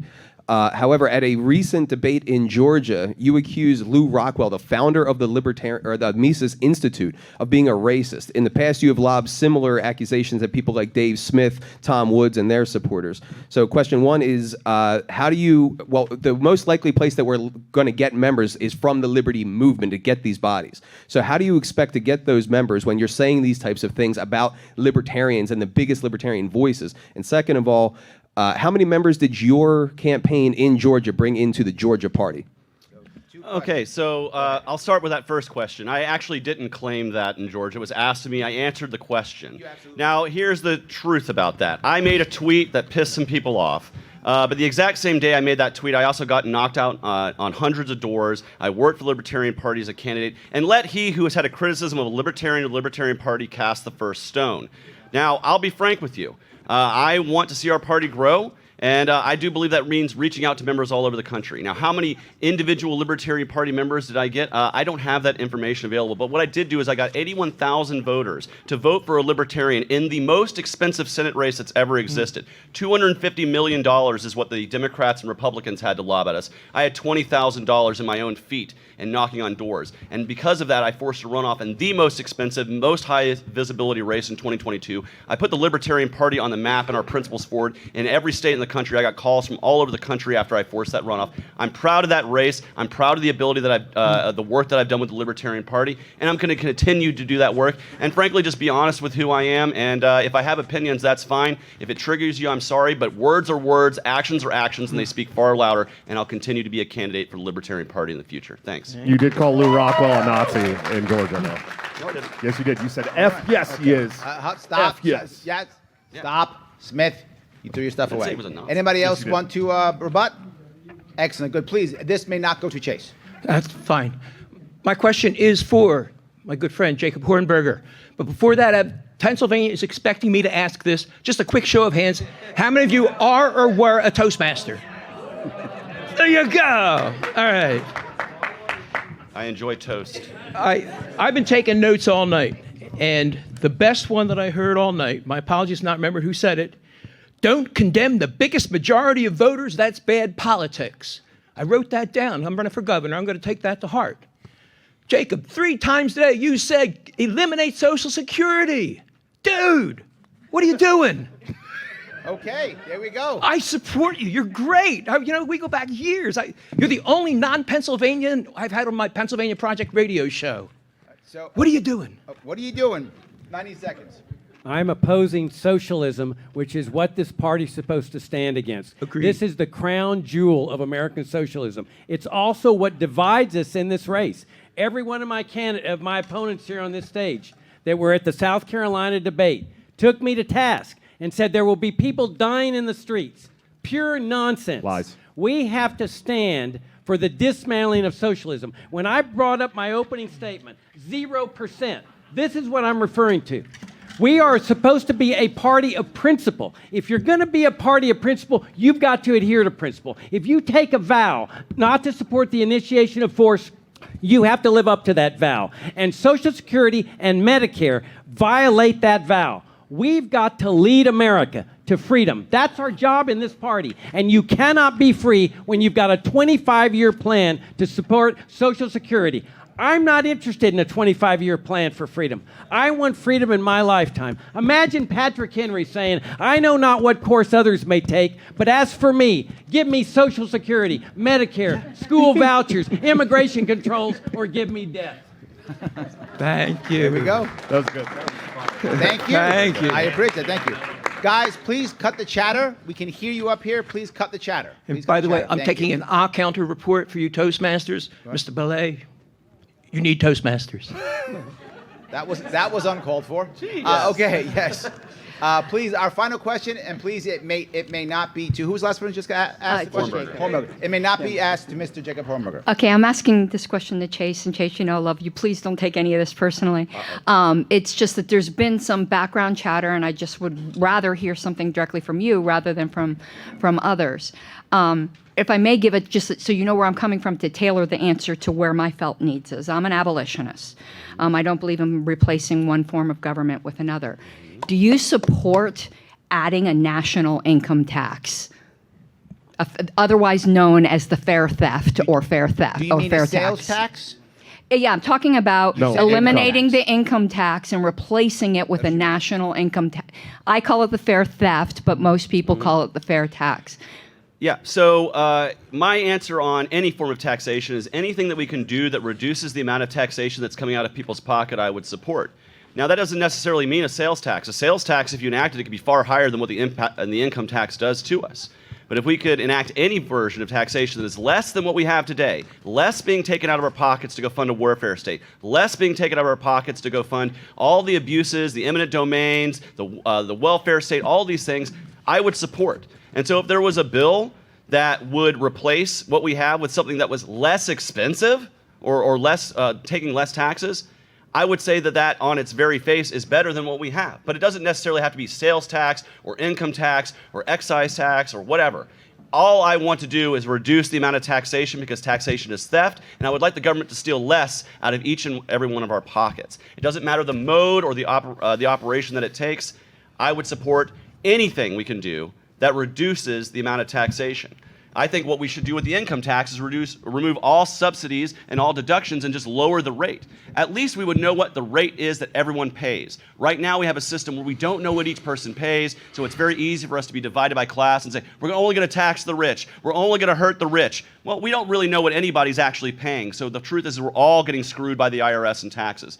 And so, would I replace it? Only if it reduced the amount of taxation that went out of people's pockets. Otherwise, it's immoral, it's wrong, and it's more theft. So I oppose it. There we go. Okay. Mr. Hi, Larry. Tremont, you want to use 2 of those? You have 1 minute then if you'd like to. I would please like to rebut use that 2 question. of these. It's a big Jeopardy. One of all those is in. mine, I think.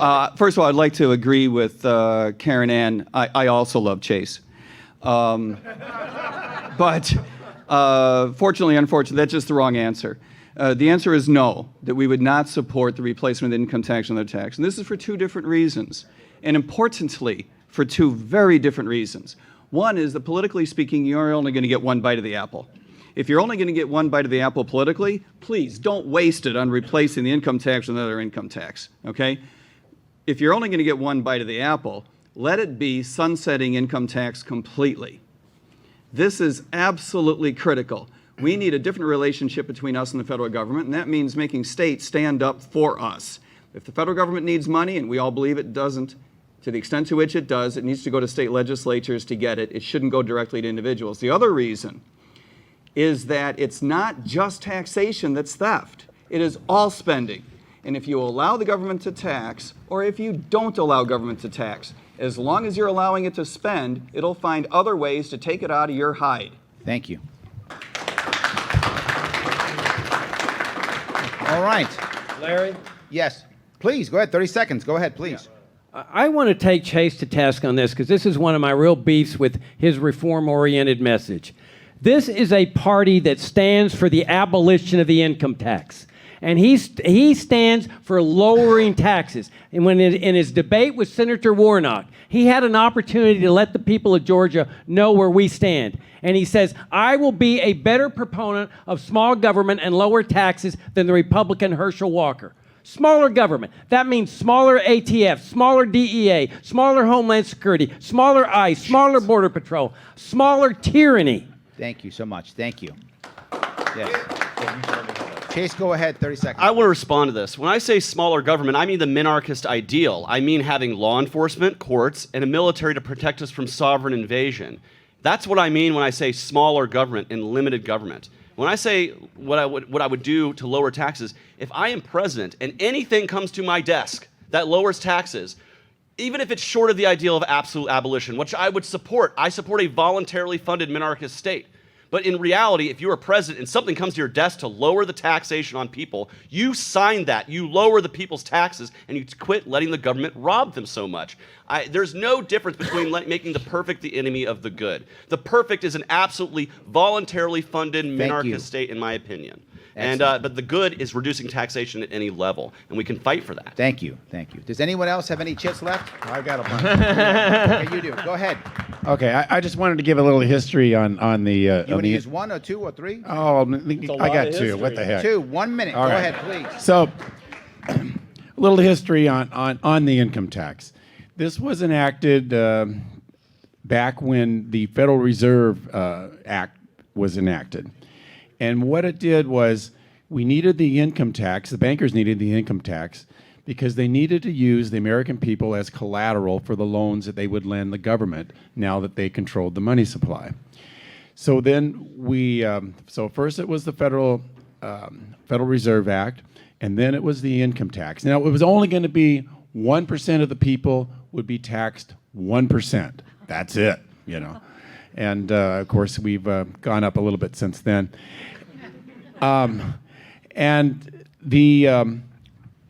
So then what was the next step was, after they had the Federal Reserve Act, after they had the income tax, now they needed something to require money to be lent to the government. And of course that required a war. And that's how we got into World War I, and that's how we've been in a war ever since then. So that the Federal Reserve can continue lending money to the government, and then we would have to pay back the interest on the money that they lent to the government with our taxes. And so if we just simply defaulted on the banksters and then brought the troops home, there is no need for an income tax. Here we go. Thank you. All right. So you have 2 left? Any left? You have 3 left. You have 1 left, right? Okay, great. So we're going to move now, if we could. We're going to move right now to our final statements, our end statements today. And everyone will have 1 minute. We'll start with Dr. Rector-Wald and go that way. And then we'll have 2 minutes, minute and a half, because they have chits remaining. So they get their 30 seconds and their chit for their end. So we'll start with Dr. Rector-Wald, go that way, 1 minute each, then 2 minutes, and a minute and a half. Dr. Rector-Wald, you have 1 minute, please. I want to thank everybody for coming out and fighting for liberty on this drizzly day. And I want to say that the minute I say that that minarchy is an ideal, please strike me dead. Minarchy is a compromise. What we need is the maximum ideals of liberty. No compromises. We need to be on fire for liberty. That's what it's going to take, almost a religious fervor. That is our that's the ethos, that's the passion, that's what we need. We need to carry this forth. It isn't enough to have policy prescriptions. It isn't enough to be a party operative. It is necessary to be a leader. That's what I bring. Thank you so much.